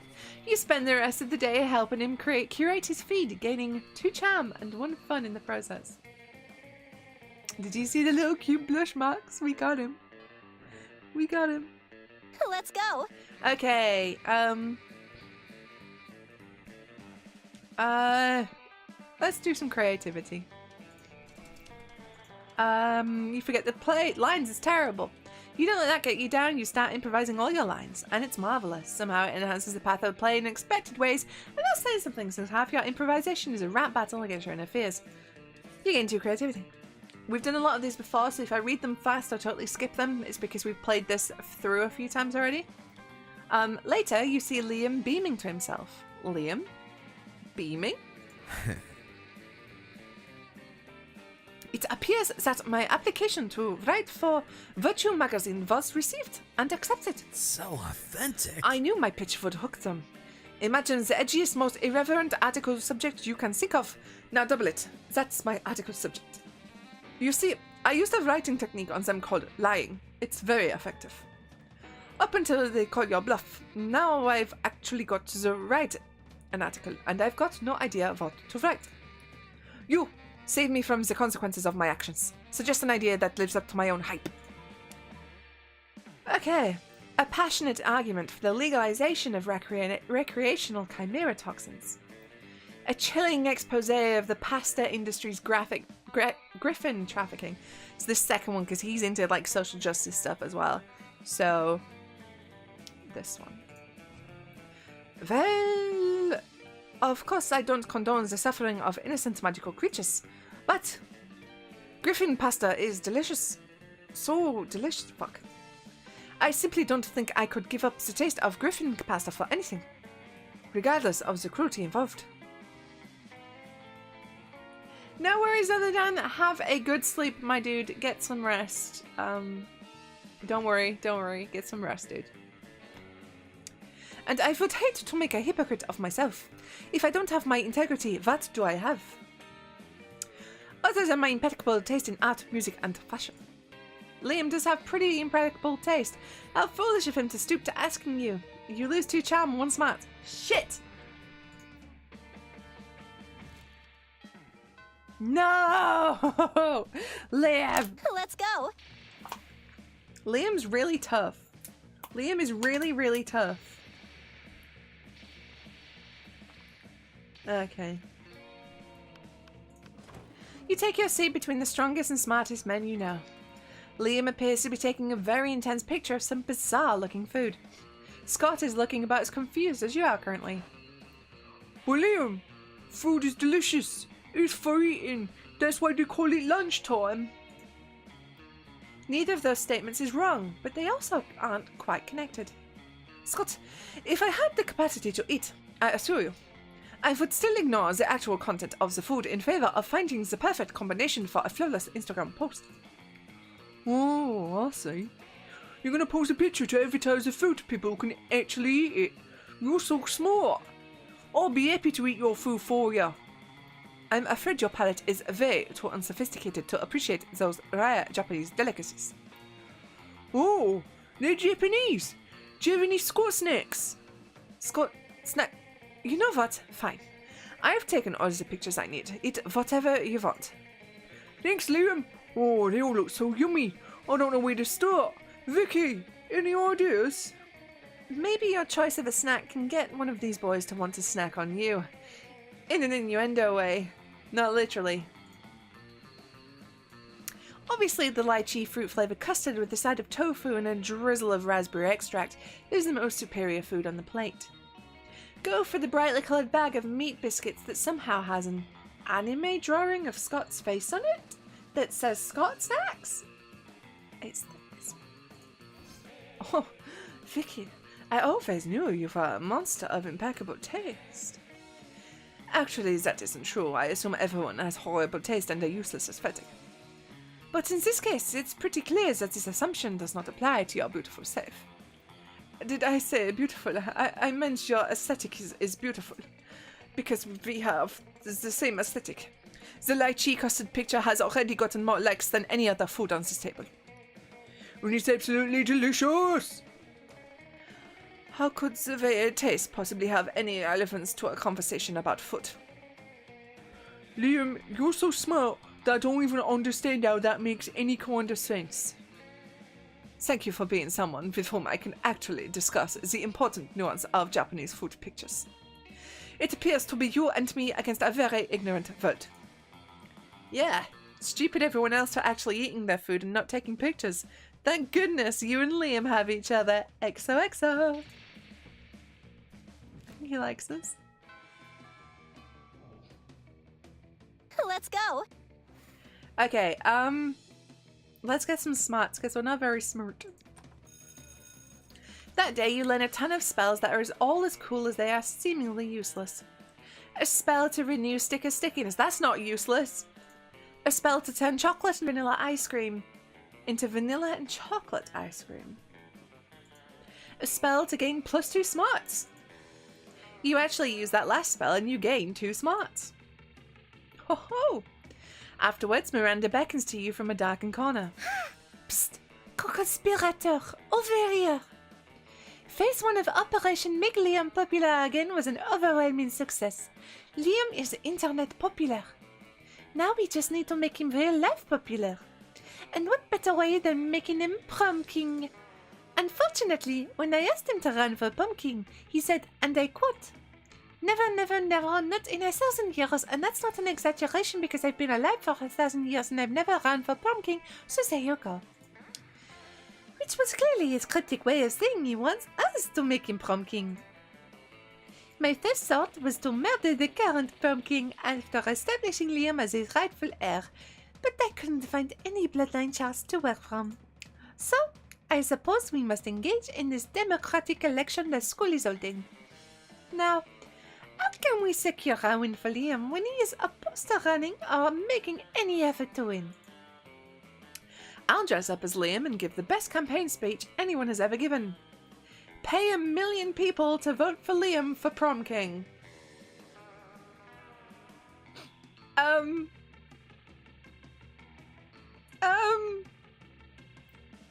This is tough. Pay 1 million people? Because I don't think we're smart enough to give a very good speech. And it'll backfire on us. So, I'm gonna pay 1 million people.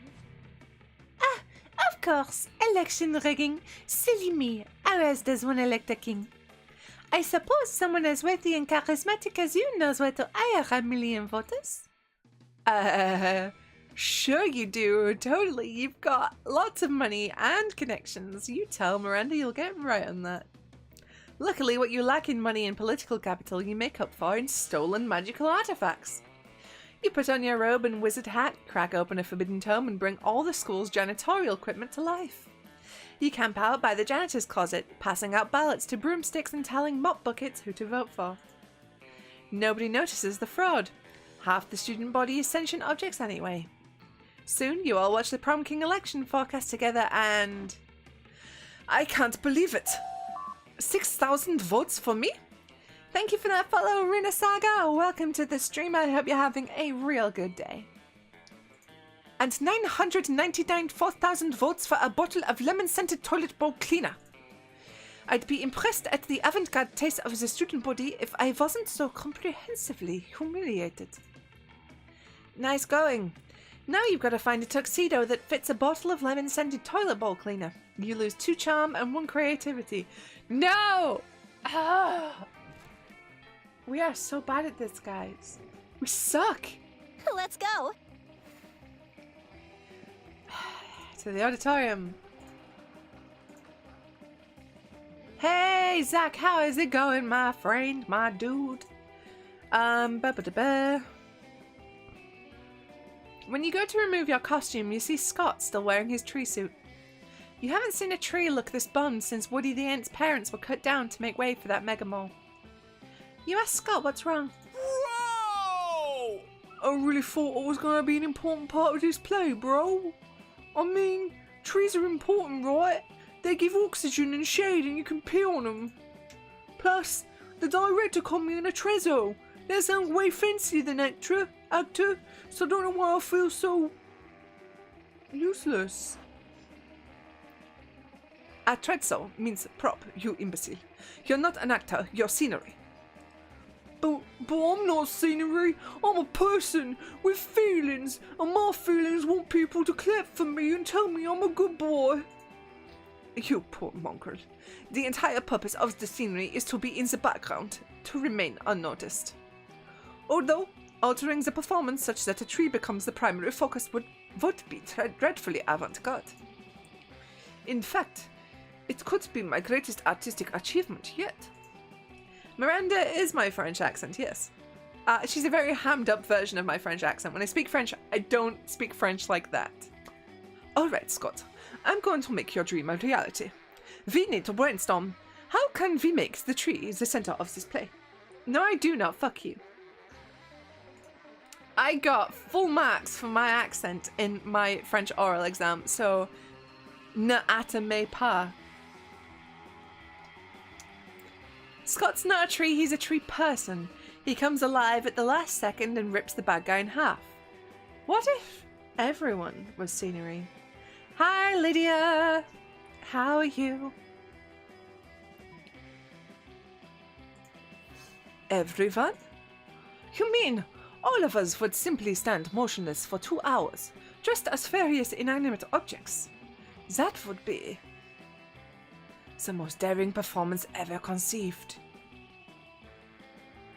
We are fighting Stu because he turned me to stone yesterday. A rejection of the tyranny of action and plot, and characters and entertainment. But won't people get bored? Of course, that's how you know it's art. Right, and I'll be the tallest one, so I'll be like super important too.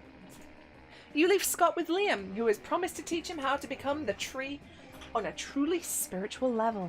You gain 2 smarts and 1 charm. Better than Stone turning me dead. You seem to remember a Golem incident. I mean, you didn't have to bring that up. I'm still not over getting my head squished by an earth elemental.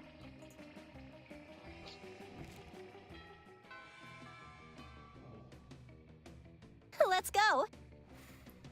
Oh, he's with Vera. You approach Liam and Vera at their table, but before you can sit down, Vera holds up a hand. Pathetic. Stop. This is the cool people table, where only cool people are allowed. So mainstream. I would agree with what Vera just said, but agreeing is something only uncool people do. Wouldn't you agree, Vera? Nice try, Liam, but I think we're getting away from the point. This interloper still wants to sit with us. Well, if she wants to sit with us, she's going to have to prove she's as cool as we are. But without, like, trying to prove it. Trying is so uncool. So, what's it going to be? Well, I guess I'll be going then, because there's no way anyone could ever be as cool as Liam. Let me ask you this. Would an uncool person be giving Vera 50 monster dollars right now? Stop. Wait, what's that? Sarcasm. No, of course not. Vicky was clearly being totally sincere. Say it was again. Are you two doing this on purpose? Now, why on earth would we do that? I can't tell whether you're being sincere or ironic. It's so cool. Everyone knows clear and efficient communication is the least cool thing of all. You wooed me with your open disdain for language. I can't tell if you're being serious or not. Exactly. Vera and Liam invite you to sit with them and chat. By the end of lunch, none of you has any idea what anyone else meant. So cool. Yay? Let's go. Okay, let's just go ham on the creativity. It's the last night anyway.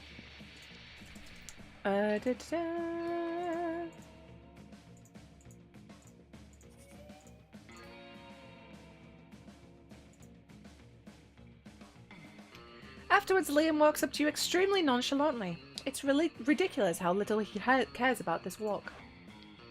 After considerable thought, I've come to the conclusion that you are not a complete poser. And seeing as I could use a partner for my tragically hip late-night excursions, consider yourself invited. Tonight, 3 a.m. I'm sure you'll have no trouble coming up with an appropriately underground destination. I mean, it's not like I don't know any cool places to go or anything. I just want to give you an opportunity to prove yourself. Liam vanishes in a cloud of mist and angst. You've got 12 hours to choose the trendiest spot no one's ever heard of. Monstropolis' most exclusive new nightclub. Asterisk. The hottest, most underground nightclub of all. The Earth's core.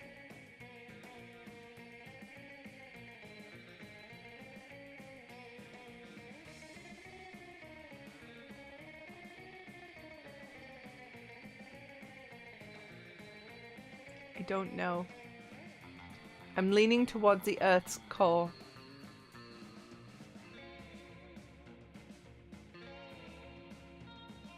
Let's go with that.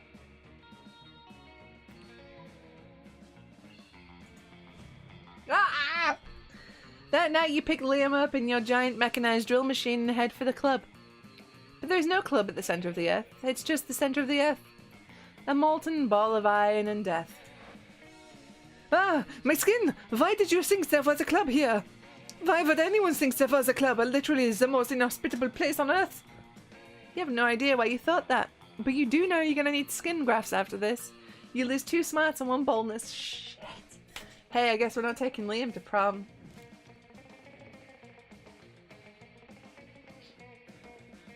Welcome to Leon Day Lioncourt. Let's go. Liam Day Lioncourt. That is not how you say that. You and me? Psh. I'm not attracted to you in that way. Actually, I think I'm only the only way I'm attracted to you is through this tiny gravitational force that your body has as a solid mass. That's something, right? Are you serious? You were so ashamed by your failure that after prom you photoshopped Garfield into all your prom pics as if he was your prom date. Yeah, Garfield the orange cartoon cat. Not your brightest idea. Anyway, even with your Photoshop skills, you still couldn't Photoshop the sadness of your face away. Sad. Lady, I'm gonna need some of that ice cream. I've been rejected by the vampire.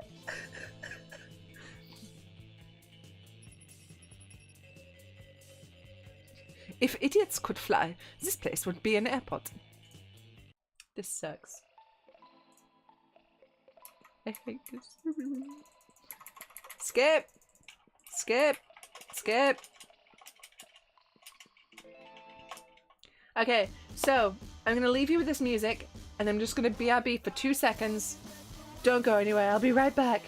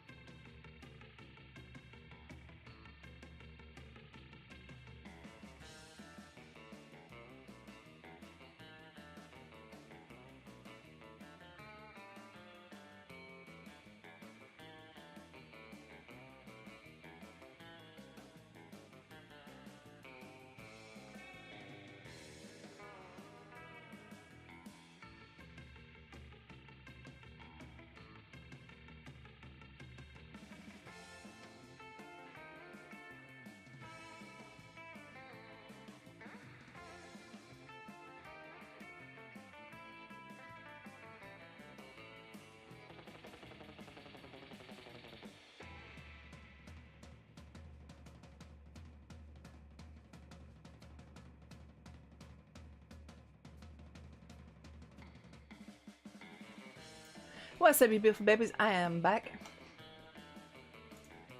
Okay. Shark game. We're gonna go for Damien this time. We'll play with Amira. Here we go! I want to go to Edinburgh to eat ice cream and watch scary movies with you, Lydia. That would be awesome. Let me just skip, please. Okay, let me just prepare my throat for destruction. Okay, I anticipate a lot of boldness for Damien. Because he's a bold boy. It's your chance to fix global warming. Go ahead. Nah, the world's doomed, but I'll start investing in ships and start a profitable business for the soon-to-be covered by water world. It's time to be a real hero. I'll lead a mission to the sun in order to invite the sun to the party of its life. We'll have so many hilarious misadventures that the sun will eventually become cooler. Global warming isn't real. I invented it and now science is claiming authorship because science is a lame copycat with no original ideas. Wow. I guess this one. What criteria would you use to name your children? A non-heteronormative name to give them freedom to define themselves on their own terms. Meh, no name is just too much work. My name and 2, the second. Something simple and friendly like Bobby or Mary. Just a swear word. I will research for a name that is pun-proof and joke-proof. No one will pick on them. I think just a swear word. This is Polly. That's Miranda. Vera. Liam. Probably Scott. Oh, that could be Scott. Swear word. Yeah! Oh no, that's Miranda. Oh yeah. Scott, of course, would be the simple, nice one. Okay, Let's do this! We need to be bold. So let's go to the bathrooms. That day you skipped class and just hung out in the bathrooms because you're spending authority. Give 0 shits, but get 2 boldness. You see Damien and Miranda with their heads in their hands. They look glum. You ask them what's up. Ugh, we're boned. I do not know what this bond means, but I'm not optimistic about our chances on the upcoming exam. It's not fair. I shouldn't have to fail the test just because I spent all week in a really brutal mosh pit instead of going to class. And I did study. I had my servants read the entire textbook twice. But for some reason, my servants are not allowed to take the test for me. Well, there's only one thing left to do. Chop up the teacher and melt his body in acid. No, there's got to be another way. Doesn't there? Easy. Just lobby the government until they remove the class from the entire school system. You don't need to murder your teacher over something like this. Just burn down the entire school. That's Damien. Shit, yeah. Finally a good excuse to do what I was probably gonna do eventually anyway. I'm not sure it's actually a good excuse. But it's too late. Damien is already running through the halls with 2 gallons of gasoline, soaking everything. Later, as Damien is led out of school in handcuffs for the 3rd time this week, he gives you a smile and a wink. Suckers. They can't make me take the test if I'm in jail. I win again. Damien's happy and only a small portion of the school burned down. Looks like everybody wins. You gain 2 fun and 1 boldness.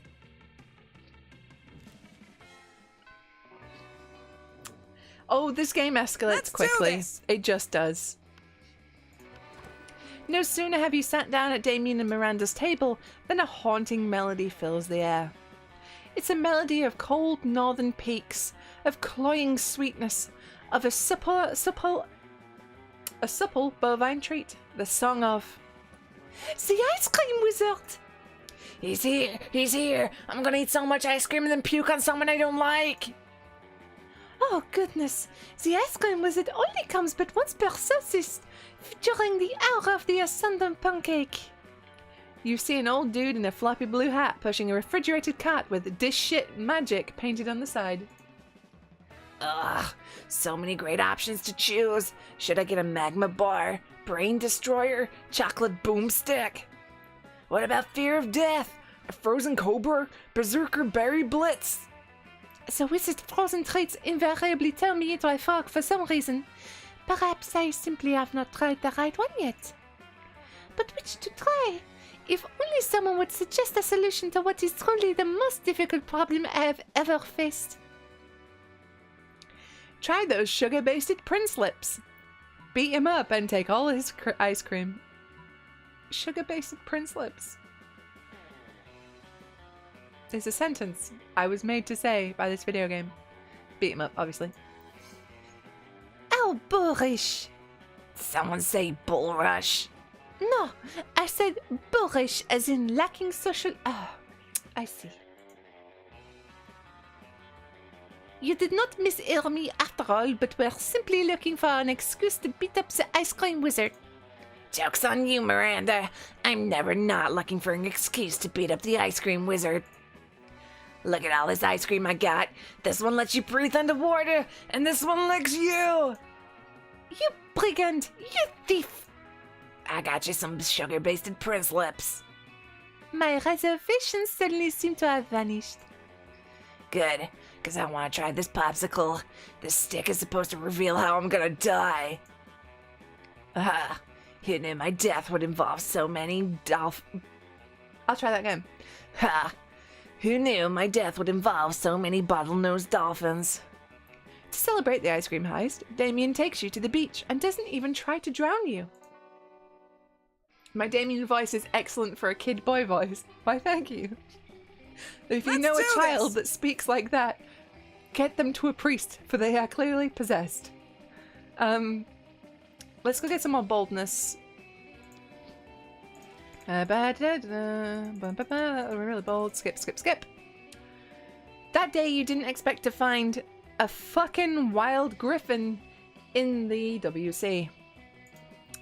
The creature is wrecking everything in a very griffinly manner. You can only assume that this thing's natural habitat isn't high school bathrooms. You realize you're not alone in here. Scott and Damien are successfully trying to contain the situation. Metal Gear, said the 5-year-old. Damien, I'm starting to think that this maybe wasn't a good idea after all. Damn! This thing is crazy. How is this happening again? Our plan was perfect this time.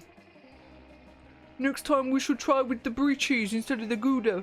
I think that's what drove the griffin crazy. Let's make a note.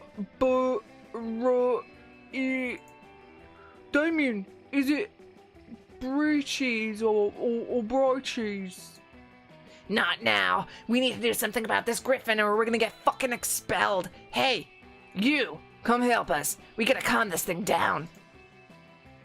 There comes a time in everyone's life when they need to deal with a wild griffin.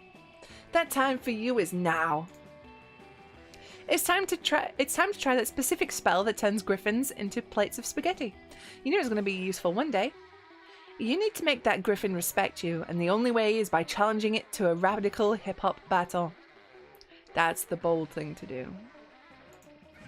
Oh.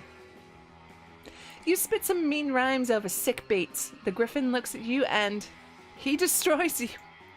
Luckily for you, it does so in a figurative sense by tearing you apart with its incredible rhymes, which is pretty impressive since the griffin is only capable of making loud griffin noises. Oh, Damien, it worked out. Just like we planned, someone challenged a griffin to a rap battle, tapping into his powerful dominant hip-hop abilities. Awesome. We're geniuses, Scott. Now we can be its managers and become rich. I always knew this ridiculous plan was foolproof. And you, maybe next time you can do better than being musically steamrolled by our awesome hip-hop griffin. Lame ass. Whoa, you are not made for rapping. The WC was saved, but your dignity was not so lucky. You lose 2 fun and 1 boldness.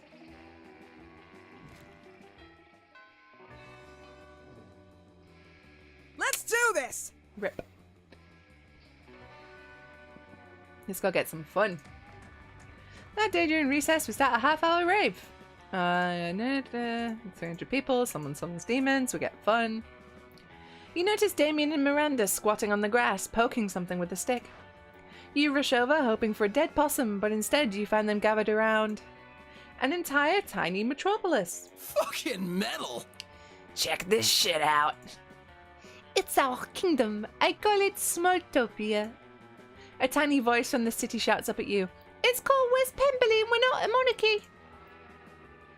I was just gonna burn it all with a magnifying glass, but I'm happy Miranda stopped me. It's good to be king. The tiny voice from the city says, We vote for our leaders in biannual elections. But we are facing a quandary. How to boost our kingdom's struggling economy. Yeah, the whole place has been facing an economic recession ever since a pigeon stole the hospital to build its nest.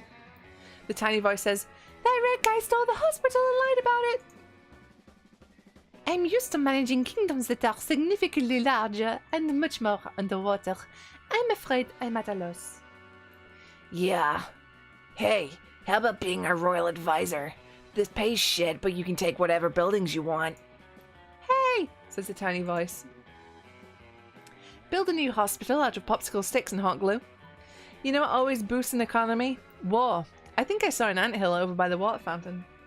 I think Damien would be into the war. See, Miranda, this is exactly what I've been telling you. The best solution is usually violence related. You truly are wise, Damien. Very well. To war! The three of you instigate a war with the ants by leaving a trail of syrup between Smalltopia and the anthill. The tiny city is soon devoting its entire infrastructure to combating the Formic menace. They build barracks, train troops, and construct missile silos. Oh shit! By the end of the period, they've bombed the ants back to the Stone Age with tiny, adorable nuclear weapons. The drinking fountain will be radioactive forever, but Smalltopia's new military-industrial complex really has revitalized its economy. You gain a boldness and 2 money as a bonus for your new permanent position in the Smalltopia Defense Council. What the fuck? Let's do this! These two are a fucking nightmare. You come upon Damien snaring at Miranda's elaborate silverware spread while her eating serfs chow down obediently at a neighboring table. I still don't get why you collect all these stupid forks and spoons and shit. I mean, even the knives don't really look that deadly. Silly boy, this silverware is not for killing. Things can be for stuff other than killing. That's lame as hell. It's basically useless. I mean, you don't even eat. Your serfs do it for you. Well, of course they do. But they're not using any of your silverware. Naturally, they aren't. Serfs must eat with their hands as befits the lower classes. So you're saying the silverware collection has no practical purpose? Things have practical purposes? These two could go around and around like this forever, unless you say something to resolve this dispute. Damien's right, Mary. Maybe it is time you started murdering people with your silverware. Lay off Miranda, Damien. What about your collection of exotic corpses? Is what now? That one. I mean, I was just giving her shit, but I am in favor of any plan that gets more people murdered. Oh, how barbaric. Are you sure that's the right thing to do? Yeah, 100%. Absolutely. Well, alright then. Yum yum, Daisy. Take the sharpest of these silverwares in your 50% hands and go a murdering. I was kind of hoping you would do the murdering yourself. If we are living in an age where a lady can't outsource her senseless murders to her servants, I don't know what the world is coming to. Fair enough. As long as the murders get done, I guess. I don't care. Miranda even outsources some silverware murder to you and Damien as a team. It really brings you closer to each other. Exotic corpses. He enjoys small collections of trees. Indeed. Let's do this! Okay, so we can't get more boldness because the gym is closed. So let's get some fun.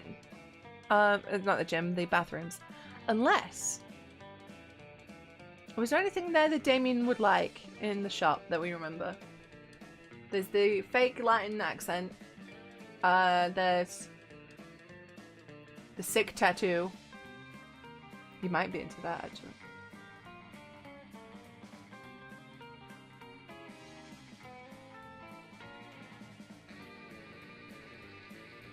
Let's get the sick tattoo, because it'll up our boldness, I Hey, think. stranger. Because this is Polly. That's Vera. I don't know who this is for.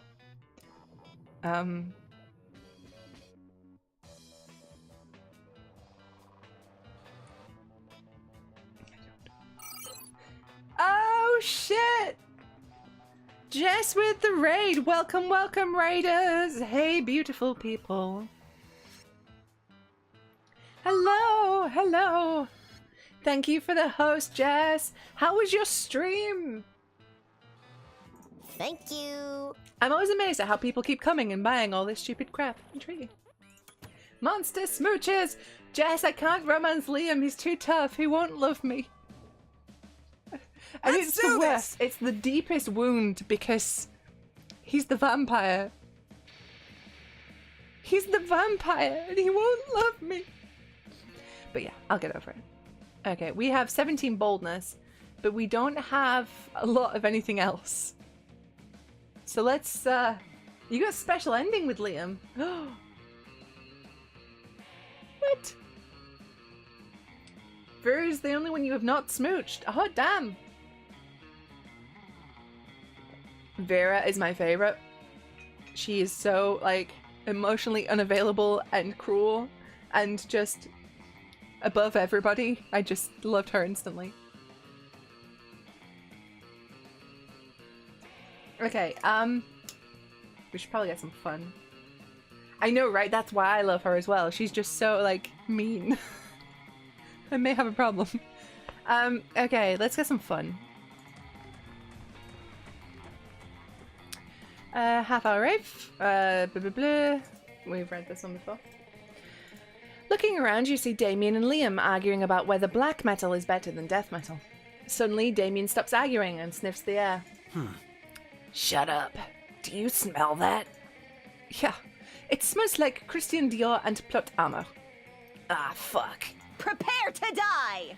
It's me, dickheads, and I brought enough crucifixes and holy water for the whole class.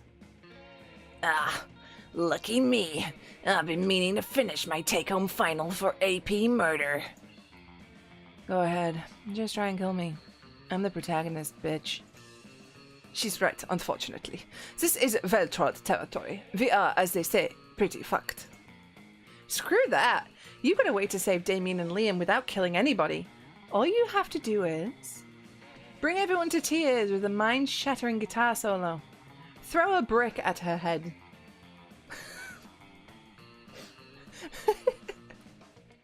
I guess throwing a brick at her head is pretty bold. Yeah, brick. Let's go brick. You pull your emergency brick out of your backpack and chuck it at the Slayer's head. Now, my consciousness.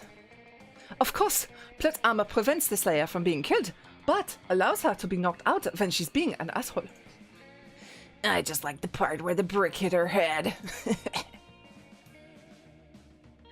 Oh, thank you, Bardic Puppy. The three of you work together to drag her to the bathrooms and put her head in the toilet. It's a bonding experience. You gain 2 fun and 1 charm. Oh, coming together by giving swirlies. It's the Monster Prom way. Let's do this! Okay. You arrive at your chosen table to find Damien dejectedly hefting a bowl of mashed potatoes, while Polly sadly passes her hand through the same.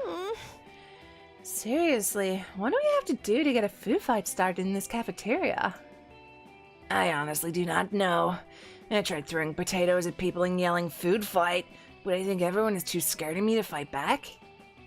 And I can't throw any food because of my stupid ghost hands. Plates, mirrors, antique furniture? Sure, but not food. There's gotta be a way to provoke a food war. My dads are always telling me to be more political. But we're not political. Your strength is hitting things, and my strength is being unbelievably hot all the time. Unbelievably hot! That's it! We'll set the cafeteria on fire! Wait, no. That's not a solution. That's just arson. Why I always jump straight to arson? It's hard to watch them struggle through this by themselves, so you step in with an idea of your own.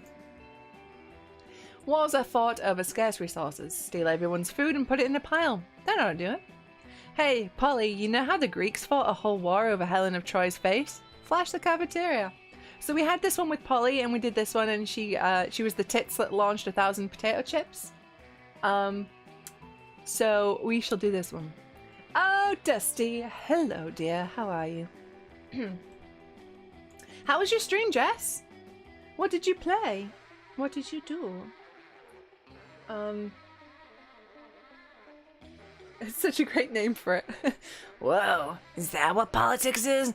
Beating people up and putting the stuff in a big pile? I didn't know I was already so good at politics. And then I'll roll around in the food pile. It'll feel so good in my non-skin. Damien spends the rest of lunch piling up everybody's food in an enormous food mountain. Slayer, and you played some Borderlands 2 because it's been a while. Dope! Borderlands 2 is awesome. I'm playing that with Justin at the minute. I am playing as Gage. I've never played that before. I usually go Zero because I really like sniping in games, or the Siren because I'm very gay. But I was like, no, I'll be something new this time. Maya is love. Oh, she is. I love her so much. Hungry students are soon swarming the mountain, trying to grab what they can while Damien pelts them with fire and knives from above. You only play Sirens. See, Dusty? Same. In a panic, the students turn on each other, fighting with the only weapon they have, the food in their hands. You and me both, Lydia. You and me both. Food fight! Food fight! I think a fight like this is how I died. The casualties are beyond counting, but no one will be forgetting that food fight anytime soon. The best type, indeed. Also, I'm trying out the beta for reduced do this! For the reduced chat delay. So you'll have to let me know how it is, because I'm noticing that you guys are popping up much quicker, and I dig it. I dig it. Women who could single-handedly kill me without breaking into sweat. Yes, please. Holy shit, Lydia, that is my type. Yeah, it is quick. It's really, really, really good. I dig it a lot. It's pretty instant, yeah. I hope they roll it out and make it like a proper thing. If they're doing a beta version, then surely they will. It's very good. I like it. It might be a problem for like pro FPS players, but that ain't me. You almost did it for your stream last night. Yeah, I recommend give it a go. Let's get some boldness. Got a mirror. We've done this one. We've got an STD probably. It's later when you're minding your own business and definitely not doodling pictures of Damien in your notebook. When you see Damien making his way over to you, at which point you definitely do not need to. I'll try that again. I can't read today. When you see Damien making his way over to you, and at which point you definitely do not need to hide your drawings. Yo, so here's the thing. You know how I think most people are pretty much 100% awful fuckdoors? I actually think you're only 70% awful fuckdoor tops. In fact, I actually think you're kinda rad. I've been meaning to get a new tattoo since nothing's as rad as intentionally sticking needles into yourself to create a permanent image on your skin for fucking ever. And I thought maybe we could get matching tattoos if you can come up with something rad for us. Oh my god, oh my god, oh my god. It's your chance to once and for all convince Damien of how awesome you are. Don't fuck this up. It's time to suggest the baddest, raddest, maddest tattoo of all time, which is an on-fire pentagram made out of pentagrams, and those pentagrams are made out of guns that shoot pentagrams, and the pentagrams are on fire, and the fire is on fire. A sea cucumber.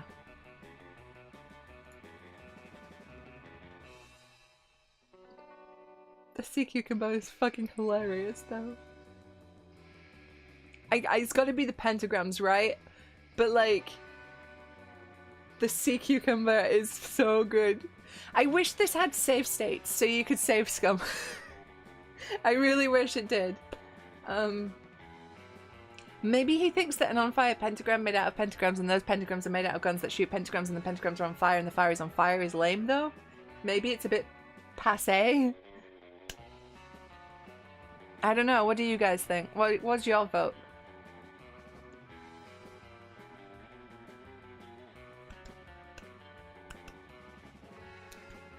I mean, if I was to get a tattoo, it would be of a sea cucumber, clearly. Oh no. My voice is dying already. Okay, let's go to number 1 and hope. Do the stats contribute? Because I'm pretty bold. The stats do contribute. Because that's not... I have like 4 creativity, which is not good.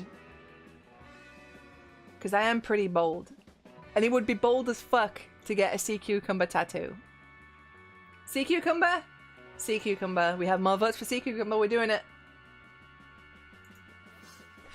Yes! Hell yeah! Sea cucumbers! Sea cucumbers expel their organs, just like my enemies when I destroy them. Nothing could be redder than getting stabbed with needles to give me a permanent reminder of my skill at violence.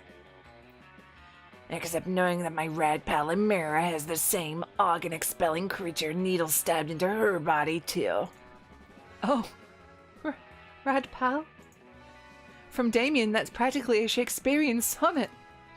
Good thing you know your sea creatures, because now you and Damien are on a fast track to marine biology-inspired paradise. I'm gonna be Jotaro Kujo. I'm gonna be a marine biologist. You gain 2 creativity and 1 charm, and a matching tattoo of the sickest animal of all, just like Damien has. Boom!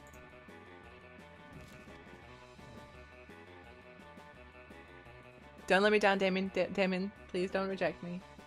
I almost did say sea bass, yes. Look, it's very hard to speak, read, and do a voice at the same time. Okay, Damien, please. Yo! They'd be such a cute Let's couple, do though. this! Look at them. You finally pluck up your courage and ask your beloved to go to the monster prom with you. Prom? I guess we can get so wasted that we end up burning stuff down, right? That sounds like a rad day to me. Rad! Let's burn stuff down together till dawn. Let's set the world on fire, baby! Prom night was crazy intense. At one point, a classmate of yours criticized how Damien is always getting into fistfights, for which Damien punched him, starting yet another fistfight. You joined in and fought him back to back. Oh my god, this outfit though. It was a super sexy choreographed fight, and you even exchanged trusting glances while watching over each other's backs. And that wasn't the only time that night you took care of Damien's rear. Wink!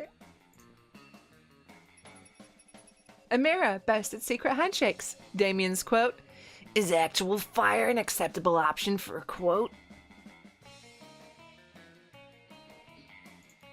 Whew. Whew. Those 3 weeks were maybe the most epic and absurd weeks of our lives. After Monster Prom, we kept on living our lives, falling in love, battling for friendship, and learning who we are and who we could be. And you know what? As it always does, life happened, and it was wonderful. Miranda and Damien received an award from Smalltopia for their works as city planners. Smalltopia's citizens still insist the award was fake, and they pray for the 2 of them to stop messing with their city. Scott became a world-renowned athlete, but he ended his career to come back to his hometown and take on the job of the athlete he admired the most. Now he's here again at the high school, working as coach. Oh, Scott is so pure! Vera realized she was a character in a video game, which infuriated her. She spent her life making connections and building power because she's not part of the game. She plays the game. So be careful. Maybe now she's the one pulling your strings. During those 3 weeks, Monster Prom seemed bigger than life, and then it was gone just like that. The battle for Monster Prom might have ended then, but there were lots of battles left in that war called youth. But once again, we were young and unafraid, and we were ready to start. Hey! If I told you that the world is gonna end. Ooh.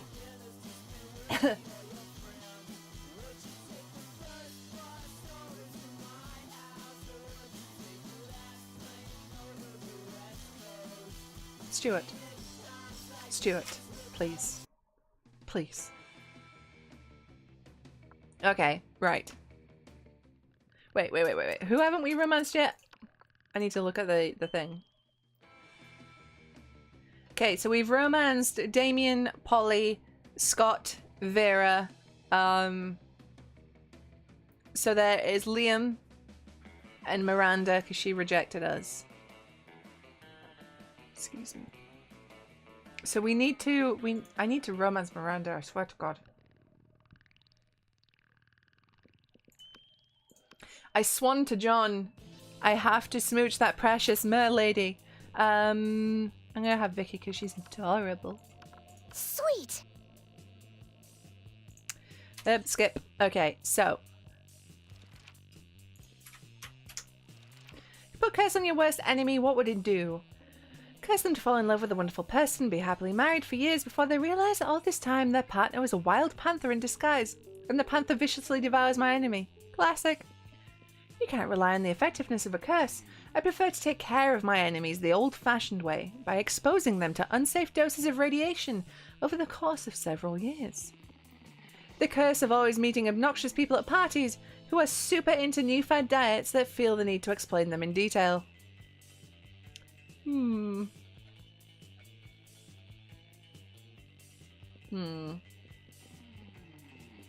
Go this one. You get the chance to produce a movie it's based on. Something about superheroes, but with a love triangle between a beautiful yet somewhat relatable girl. Maybe she's always stating she's a mess. And two of the super hot superheroes, which are also like vampires or pirates or both. Instant hit! The most influential Russian novelists of the 19th century have gone nuts. They don't remember anything about last night, and now they can't find the manuscript of the brothers Karamazov, and Dostoevsky has to deliver it today. Two cool guys walking away from rad explosions, and they don't look at the explosions. They don't give a fuck about the explosions. They reflect on life and love. But it's super dope and kick-ass because they do so walking away from never-ending explosions. I gotta tell them. Oops. Oh well. Stuart, please, I beg thee, stop thyself. You are killing me. Okay, what would be a killer accessory? Shiny armor, fancy brass knuckles, coolness itself, a necklace with your own name, in case you forget. A fabulous purse made from the skin of your worst enemy, sunglasses at night.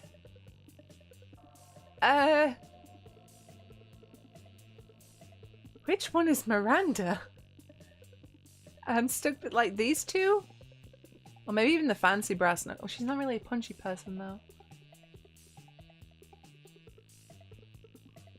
Probably this one, right? The purse. Oh, well, we'll see. Nope! It was shiny armor. Oh yeah, because she likes knights and shit. Oh well. Let's go. Okay, what we'll do for this one then is we will try and go for one of like the side characters, like the witches or coach or whatever. You can do that. Let's get some smarts. We're getting 2 smarts. You see Miranda and Vera chatting away, their eyes gleaming, the gleam of scheming. Yes, you can. You can romance, I think everybody. I don't think you can romance Coach, but you can talk to him at lunch. Ugh. Crowdsurfs isn't doing nearly as well as I thought it would. Oh. If it isn't Vicky. Would you like to be a customer? Once upon a time, serfs were only for the rich and fabulous, like Vera and myself. But now, thanks to our app, Crowdsurfs, you too can have your very own crowd-funded surf. The app is being generously funded by my royal family, who wish for everyone to experience the joys of royalty. And get richer off of it. I think our business might be failing because their serfs are simply not of high quality enough to maintain customer interest. The serfs need to have more enthusiasm for their jobs. We need to recruit them from the right locations. Don't be absurd. If there's one thing being royalty has taught me, and there's definitely more than one, is that you can trick anyone into doing anything as long as you give them the right incentives. But why not start with the easily manipulated in the first place? Vicky, what do you think? Vera's right. Why not recruit people who want to be bossed around at a leather daddy convention? Oh, that took a turn. Miranda has a point. Everyone wants to win. Host an unpaid labor competition where the prize is doing more unpaid labor. Oh, that's a delightful idea. It's true that for those who are not born to fame, gaining it, or watching others gain it is a favorite pastime.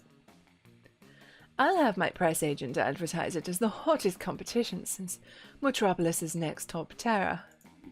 And so Who Wants to Be an Unpaid Laborer is born. People compete their hardest at various demeaning tasks, and the winner gets to continue to perform them as a serf. There you are, you wretched little saboteur. Our unpaid labor competition has been completely upstaged by the preparation industry surrounding it.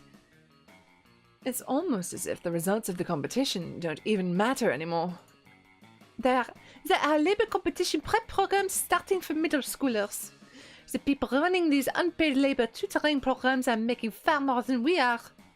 You must be in cahoots with them. Are they giving you a cut of their profits? You try to deny this, but the girls have already stormed haughtily off. Worst. You lose 2 creativity and 1 fun. Oh, merde. Okay, right, who's at lunch? Don't screw me, game. Let's Give go. me some weirdos. Okay. Ooh, shop. Shop girl. Or this guy. Shop girl, because my voice will literally die if I speak about with him. Give me your money. Oh, it's just the shop. Let's face it, you're probably going to end up losing your money in some stupid way anyway, so why not spend it here first? It's called just being smart. Okay, alright. Let's get this. Because we've done that.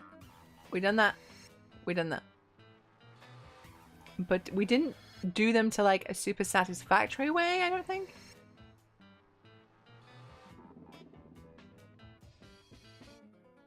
I don't have any special items, no. Who even is this for? Who is the tape for? Because that's wild. I guess it gives you a boost in charm.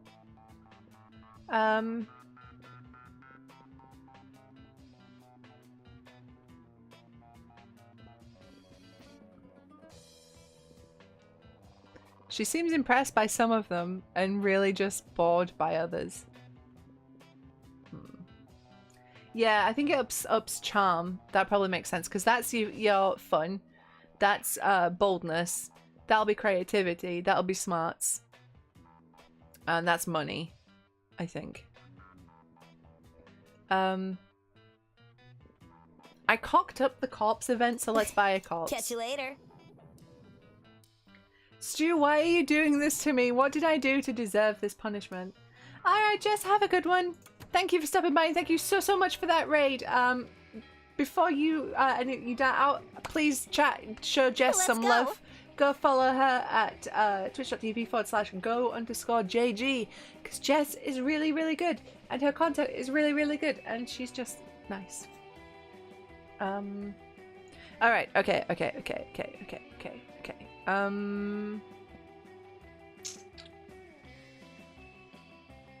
get some money. That day, spend some time, bitcoins, we've done this one, blah blah blah. You notice Vera showing off an elaborate new necklace to Miranda. Your one and only, Vera Oberlin. They're the crown jewels of Lemuria.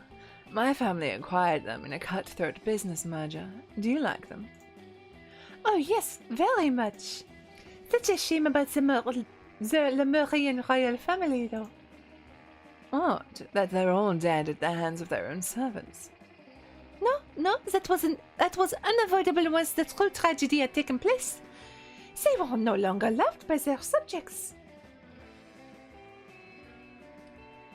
Feared, you mean? Oh no, fear is so scary. Love is what matters. I could not disagree more. You there, settle this dispute for us. What is the best way to let people know how powerful you are? Buy their houses, burn them down, then replace them with a water park. You don't need to convince anyone, just make everyone who doesn't love you disappear. It's gotta be that one, right? But Vera. I mean, we've already cocked this run up, so I'm just doing this one for Vera.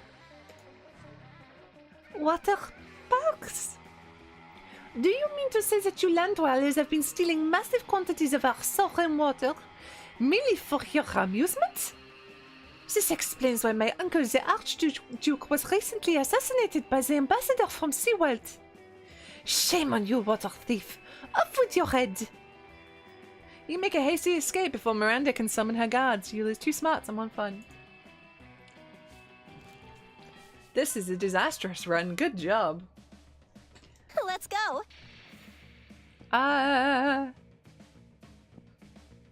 Let's just get more money. Libraries, please. Kickstarter, Start Kicker. Oh no, it's the foremost hateful people in school. Ugh. Why are you carrying a corpse, idiot? Psh, what a shameful display of distaste. Yeah, what a noob. Carrying around corpses is for noobs. Wow, a corpse? I love corpses. Also, I'm super drunk. Okay, the 3 most hateful people in school and Polly. As the school's social elite, we disapprove of this. I'm the head of the hierarchy, and I cannot condone such stupidity under our domain. I'm the taste of the hierarchy, and I don't appreciate such puerile use of a corpse. Also, lesser known fact about corpses, they smell. I'm the face of the hierarchy, and I want to punch you because punching people is what I do. Bye. I'm Polly. Also, I'm like super drunk, so whatever Vera says. Yikes. Despite your disregard for stupid social conventions and social hierarchies, you feel the urge to please them. Maybe because that's what this game is about. When you bought this corpse, they totally told you it was a fashion accessory and that they were absolutely not just trying to dispose of a body. But now you're starting to feel they might have fooled you. No time to lose. How can you convince them the corpse is actually a very hot fashion accessory? Trivia fact about fashion accessories, most of them are worn on your head. Quick, put the corpse on your head. Shallow social creatures respond only to status. Rip the brand logo off the most high-end accessory you own and put it on the corpse. I did that one last time and it did not go well. So this one. It's not going to go well either way because our stats are trash. So, this one. Oh, wait. Swiftly, you gather the corpse and you place it on your head. Your classmates remain silent, looking at you. The tension is great. You do your best to look serious and fashionable. I think what Vicky is trying to tell us is that this corpse is a hot fashion accessory. Yes, indeed, most fashion accessories are worn on your head. Hats, glasses, earrings, hats. I think it's cool how she's wearing a corpse on her head, and she's still, like, really cool about it. Fuck. I'm like big time drunk. Like tomorrow my hangover will have a hangover. Wait. Am I tripping or is Vicky wearing a corpse on her head? I mean, I did a bunch of super shrooms earlier, so I might be tripping. You're not tripping, Polly. Well, you are tripping, but also Vicky is in fact wearing a corpse on her head. And you know what? She's doing it in such a confident way. I hereby conclude that a corpse counts as a very hot fashion accessory. It would also be a pretty convenient way of disposing of the many corpses my ventures might or might not produce. I agree. Confidence is what really counts when deciding if something makes for a good accessory, even if that something is completely not hygienic nor healthy. Still drunk! And so, as all of them sign the decree that establishes a corpse as an acceptable fashion accessory, as high school social bureaucracy requires, today is a bright day to have a corpse in your possession. You gain 2 charm and 1 smart. Booyah! Nailed it. Nailed Let's go. it. Okay, who is at dinner? Coach. Also, shop girl. You can romance her, right? I've been told you can romance shop girl, so let's do it. Show me that money. Good old Vicky, what's it gonna be today?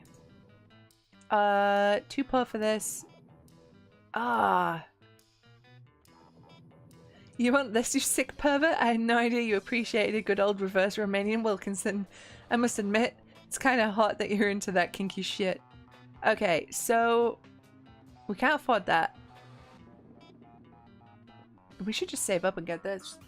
So I'm not gonna buy anything. Oh. My stuff isn't good enough for you? Not cool. You know what? Maybe you aren't good enough for my stuff either. Whatever. Let's go. Give me that money! The day you spend some time on the library's PCs, sending malicious spam emails in the hopes of stealing other people's money. Doesn't sound very nice, but who's really the one to blame if they respond to such a blatant scam? You lose 10 karma, which isn't the stat in this game, so who cares? And you gain 2 money. After your previous adventures, now corpses are an acceptable and quite hot fashion accessory. You become a well-known trendsetter advocating for your beloved corpses. Life is now all fancy and busy. Luckily, you have your sexy secretary to help you with all your new tasks. Oh, Mrs. Vicky, we have a problem. If you'd assumed your sexy secretary had to be female, then shame on you. It's been leaked that Vogue's next issue will include an article titled 10 Reasons Why Wearing a Corpse is a Fashion Accessory is Not Chic and Probably Also a Crime. I've done some research and I found a journalist. It's a bro called Fyodor Fedorov. What should we do, boss? As Vogue rules dictate, the only way to subdue a Vogue journalist is by out-journalizing them in a journalism duel to the death. Sometimes people need a little push in the right direction. Kill his family and send him their severed heads as a warning. Huh. I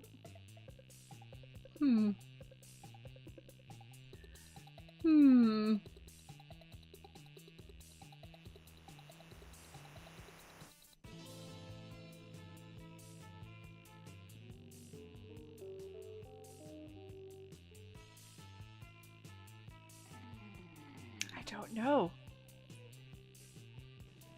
I guess the top one. Oh, cool. To the death.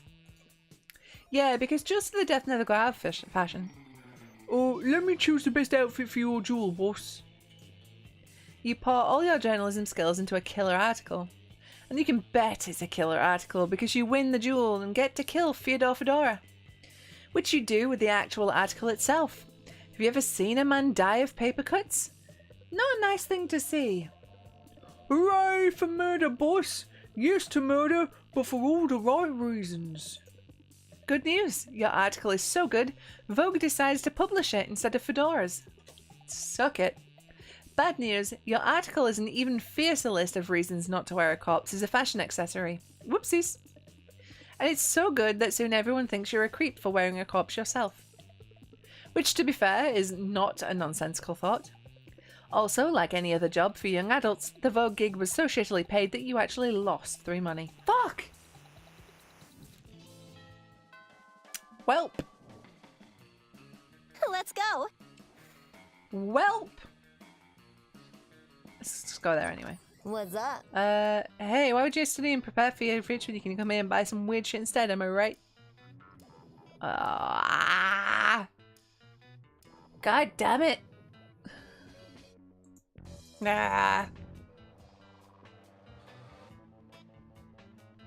We have royally screwed this run.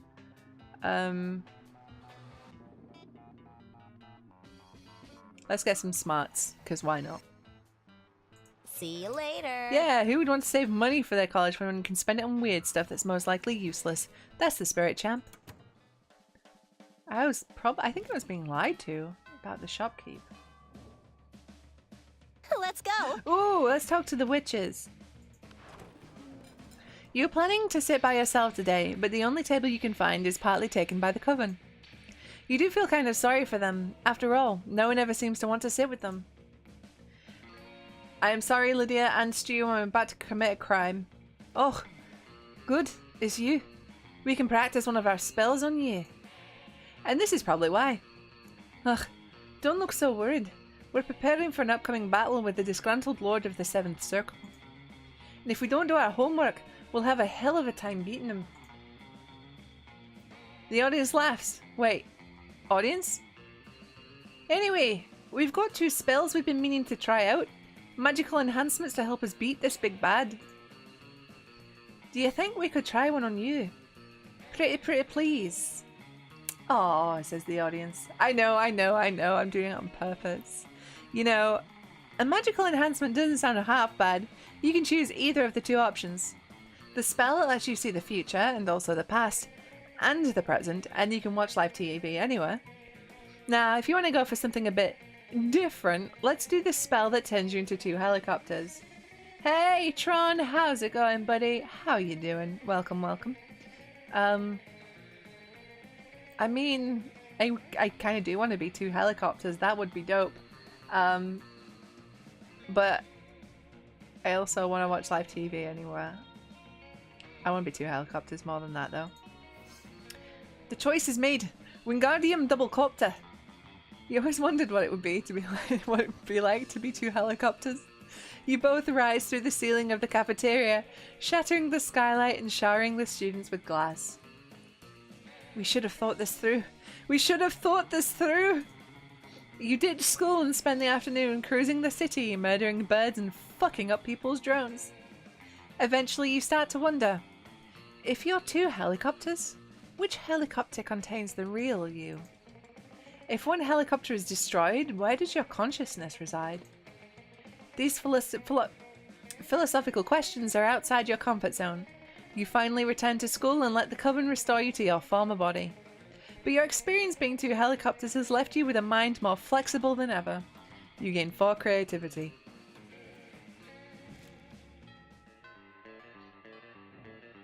Well. Let's go. Welp. You can romance her, just checked it's a bit contrived though. Oh, bullshit. Okay.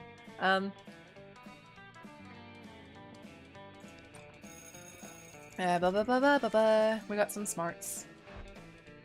You're making your daily protection payment to Vera when suddenly... Greetings. Everyone, stop what you're doing and look at my majestic visage.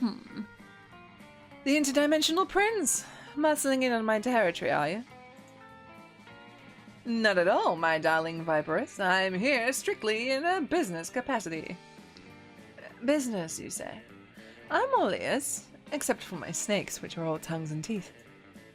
It's simple economics, my love. You're an aspiring crime kingpin. I'm a prince. I propose a merger. A merger of our resources, our minds, our bodies, and our spirits. Not bad. Interesting. Oh no, Vera's getting out her calculator. If she decides this merger is financially viable, good luck asking her to prom. How are you going to undermine Vera's confidence in the prince's financial status? Yes, do. Pop it in the thing. If you wouldn't mind. Excuse me. Oh, how do VA people just not burp all the time? Replace all his gold with fish. Steal all his money with your high-frequency trading algorithm. Carl. Just put it wherever, dude. If it's a long message, the Twitch chat will eat it, though. I'm gonna do that. You assemble a crack team of interdimensional criminals to heist the prince's vault. Success. You arrive back at school to find the prince dancing with glee. Most splendid. I'm rich! I'm rich beyond my wildest dreams. Some benevolent interloper mysteriously replaced all my useless gold with precious fish. Are you telling me that in your dimension, fish are incredibly valuable, whereas gold is worthless? Why, of course. Isn't that how it is everywhere? My god. The potential for arbitrages. You know? Great. I think this is the start of a beautiful relationship. Business relationship. This isn't what you wanted at all! And Miranda's probably going to wonder what happened to all her fish. You lose 2 smarts and 1 creativity. Oh, well. I mean, none of them. Let's go. I'm asking none of them to prom. Let's go. You asked no one to prom. You told yourself you didn't need anyone. And you know, on a theoretical level, that's completely true. But this just seems like a way of avoiding potential rejection. We all fear rejection, sweetheart, but it's a part of life. Victory is for those who try. And you haven't. Prom night is here and you can't help but wonder if you had a chance with any of your classmates. Those who fail have at least tried, and you, tonight, you failed in your own way without even trying, which is some kind of twisted merit in its own right. Doubts will haunt you till the day you die. Prom was a once-in-a-lifetime opportunity, and now it's gone. Oh, no. Wait. This is a video game. You can try and play again. Lucky bastard. Vicky, best of being alone. No. Oh my god. Let me just skip all this real quick. We've got time for one more quick run, I think.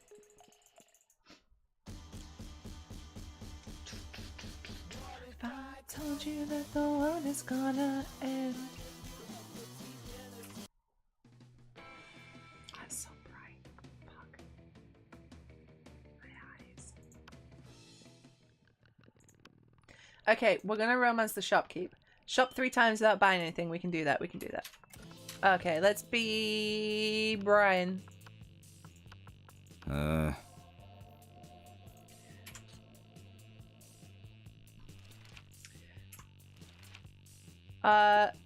well, sure. I'm just picking one at random here because, like, fucking, I'm going to the shopkeep. Success, because it's money. I surely should have gone for the ones that... I don't know. I don't know how to romance the cat. Sure. Okay, let's just get the money. Lose 10 karma, but we get dollars. Great. Have you seen the latest episode of Detective Wereweasel? Wereweasel finally exposed the cartel's entire operation. I did. It was so excited I peed on Grandma's carpet. I know, right? And the cartel's organizational structure is so cool. I took so many notes. Well, last night was the last episode. I was so sad I peed on Grandma's carpet. Well, why don't we start our own TV show? We'll make it better than Wereweasel. Better than Wereweasel? Is that even possible? We're the perfect team. I have money, and you're the gullible target audience. Gorgona Film Studios requires your ideas. Scott Gorgona Film Studios. We'll talk about that later. Right now, I need ideas. When the Mafia threatens to close his gym, an ugly-ass Nosferatu must expose the syndicate to save the only place that lets him do his reps. Chile, 1985. When Pinochet floods the market with black cocaine, a courageous drug dealer becomes a private eye to blackmail Pinochet and save her coke labs. I like that one. Did you just create the most relatable detective ever? That was a rhetorical question. Obviously, a young entrepreneur fighting to save her business from government regulation is objectively relatable. Well, she's a drug trafficker. She is a businesswoman protecting free markets. Doesn't that sound to you like the Monsterican dream? I don't think about it this way, but is she a buff entrepreneur? Like, really buff? Sure, why not? Right, all my objections have suddenly disappeared. Vera puts you and Scott to work stuffing packets of promotional cocaine to publicize a TV show. You're getting 3 money as payment. Okay, shop, don't buy anything. Sure. Give me your money. Hey, last night I read the article on how money causes pocket cancer in the long run. You don't want to get pocket cancer. Quick, give me that dangerous money you have in your still healthy pockets. Nope, bye. My stuff isn't come.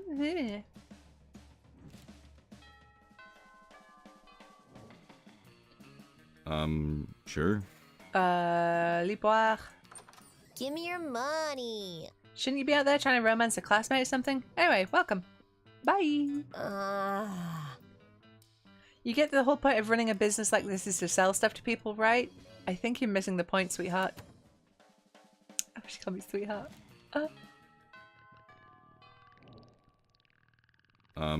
Sure. Outdoors! What's up? Hi, stranger. It's been a while. I've missed you. It's okay. You can look at my stuff. Okay. And then we don't buy anything. Oh. You know what my favorite thing in the world is? People who buy my stuff. Be one or be gone. Says 3 times. We haven't bought anything. Sure. Hey, stranger. Hey, why would you study and prepare for your future when you can come here and buy some weird shit instead? Am I right?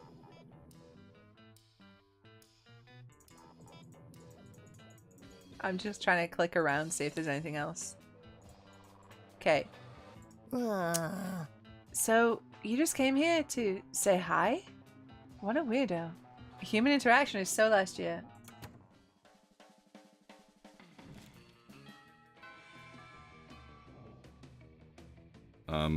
Sure.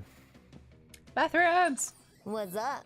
Good old Brian. What's it gonna be today? Okay, this starts the path, huh? No. So you came here to just say hi? What a weirdo. Human interaction is so last year. She's not buying it, man. Sure. Hey, stranger. Let's face it, you're probably gonna end up losing your money in some stupid way anyway. Why not spend it here first? It's called just being smart. Is it the penguin head? Okay, Stu is just Googling real quick. So, if you're watching on the YouTube VOD, stay with us while some Googling occurs. But how are you, YouTube? How's things? Good? Good? Good? Nice. Nice. Don't forget to smash that subscribe button. Okay, so.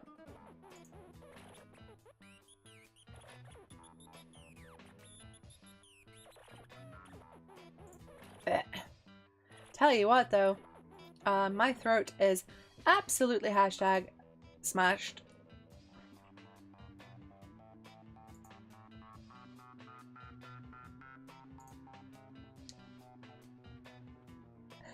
Hello YouTube, but you won't see this. But future Dusty, avoid the tuna salad. Oh Dusty, no. Well, they updated the game after launch. Oh. Can you not romance her now? Is that the... Was she a bug romance option?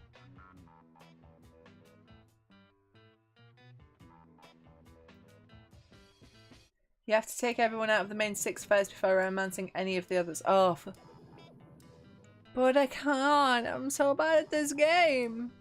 Okay, well, I'm just gonna buy the penguin head and see what happens. Thanks. Whoa! Did you see what happened then? We have -7 smarts, but all our other stats like went through the roof.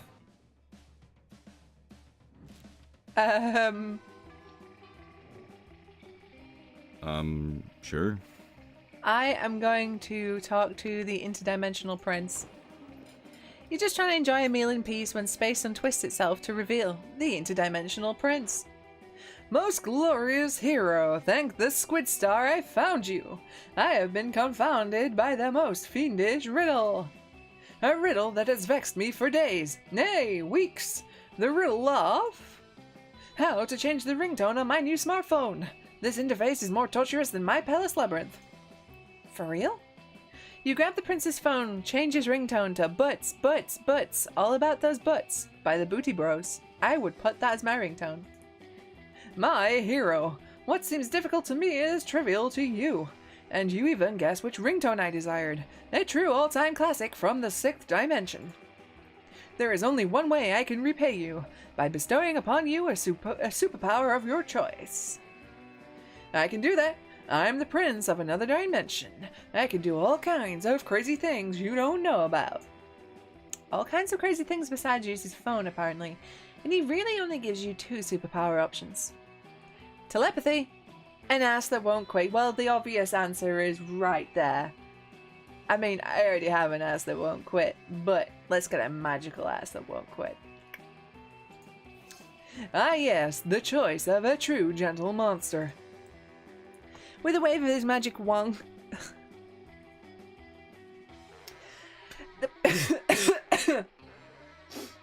magic wang, the prince imbues your ass with boundless worth ethic. Choking to death on my own spit, I'm so sorry. With work ethic.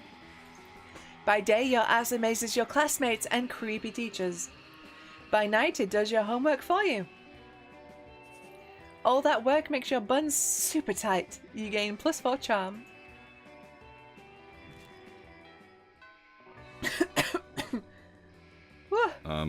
Sure. Well, let's just go get some more charm. Epic dodgeball, bloop bloop bloop. Later, you're wandering through the halls and you hear a voice from around a corner. Hi. Hey, psst. I seem to have accidentally turned a bitch to stone with my gaze. It was Vera. Don't get me wrong, she totally deserved it. Her nose is obviously fake. Plus that nail polish, abominable. But this isn't exactly the first time I've done this. And a principal giant spider said if I did it again, I'd get detention.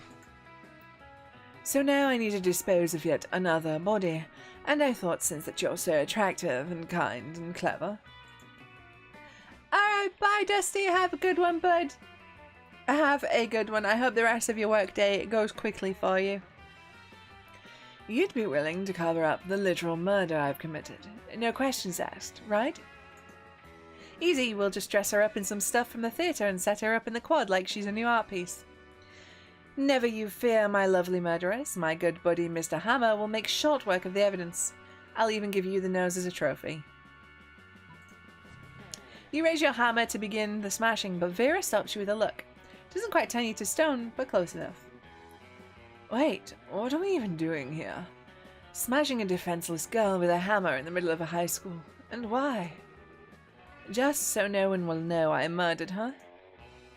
What's the point of even murdering people if no one knows you can murder people? I've got a reputation to uphold. You're a failure. I can't believe I almost let you destroy the evidence of my totally justifiable homicide. Get out of here with that hammer before I make you eat it. Sigh.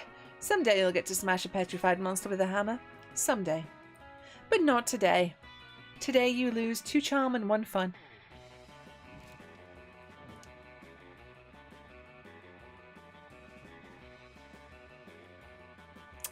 Well.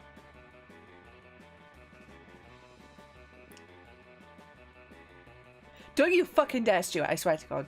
Bit of context there if you're watching the VOD and you haven't caught up with D&D. Yesterday, my D&D character got turned to stone. My beloved dwarf gun is now a stone dwarf, and she's currently residing in a bag of holding. And Stu, the DM, wants to smash her with a hammer, which I think is cruel. We're just gonna ask Scott to prom anyway because he's really sweet. Sure. You finally pluck up your courage and ask our beloved to go to the monster prom with you. Prom? I don't know. I like turtles. No. The shame of your constant failures was so great that you secluded yourself in your room for years and officially started dating your own pillow. Waifu life forever.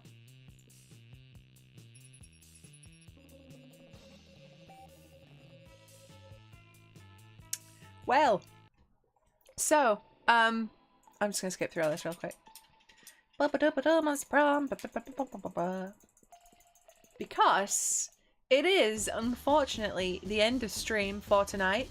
But we will be back tomorrow with a special D&D-ish one shot. We're gonna be trying something new here. It's gonna be a weird. It's gonna be one-on-one. It's gonna be me and Jason, who goes by Nightlife Night, and we're gonna be doing, excuse me, a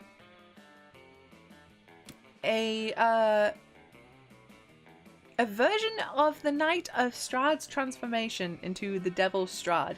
It's gonna be like a little coda, not a coda even, just like a little vignette of the Bike Club canon. But if you aren't caught up on Bike Club, or you're not like super into getting any little extra details, it's not like a vital thing. Basically, it's just an experiment to see how it goes. If it goes well, we might do some more in the future. But yeah, please tune in tomorrow, 8 p.m. BST for an experimental D&D one-shot. So if vampires and Curse of Strahd and D&D are your thing, join us then. But with regards to Monster Prom, I think this is going to be the last time we play it on stream. We've repeated a lot of scenarios already. We didn't get to romance everyone, but you know, c'est la vie. We got to romance Vera, and at the end of the day, that's what matters most. My Gorgon waifu. We got to romance her. So I will have to think about what to play next. It may be Hatoful Boyfriend. We might keep up the dating sim hype. But either way, I'll let you know, or you could find out next Tuesday and tune in. But until tomorrow, I hope you all have a wonderful Wednesday, and I will see you then. Look after yourselves. Mwah.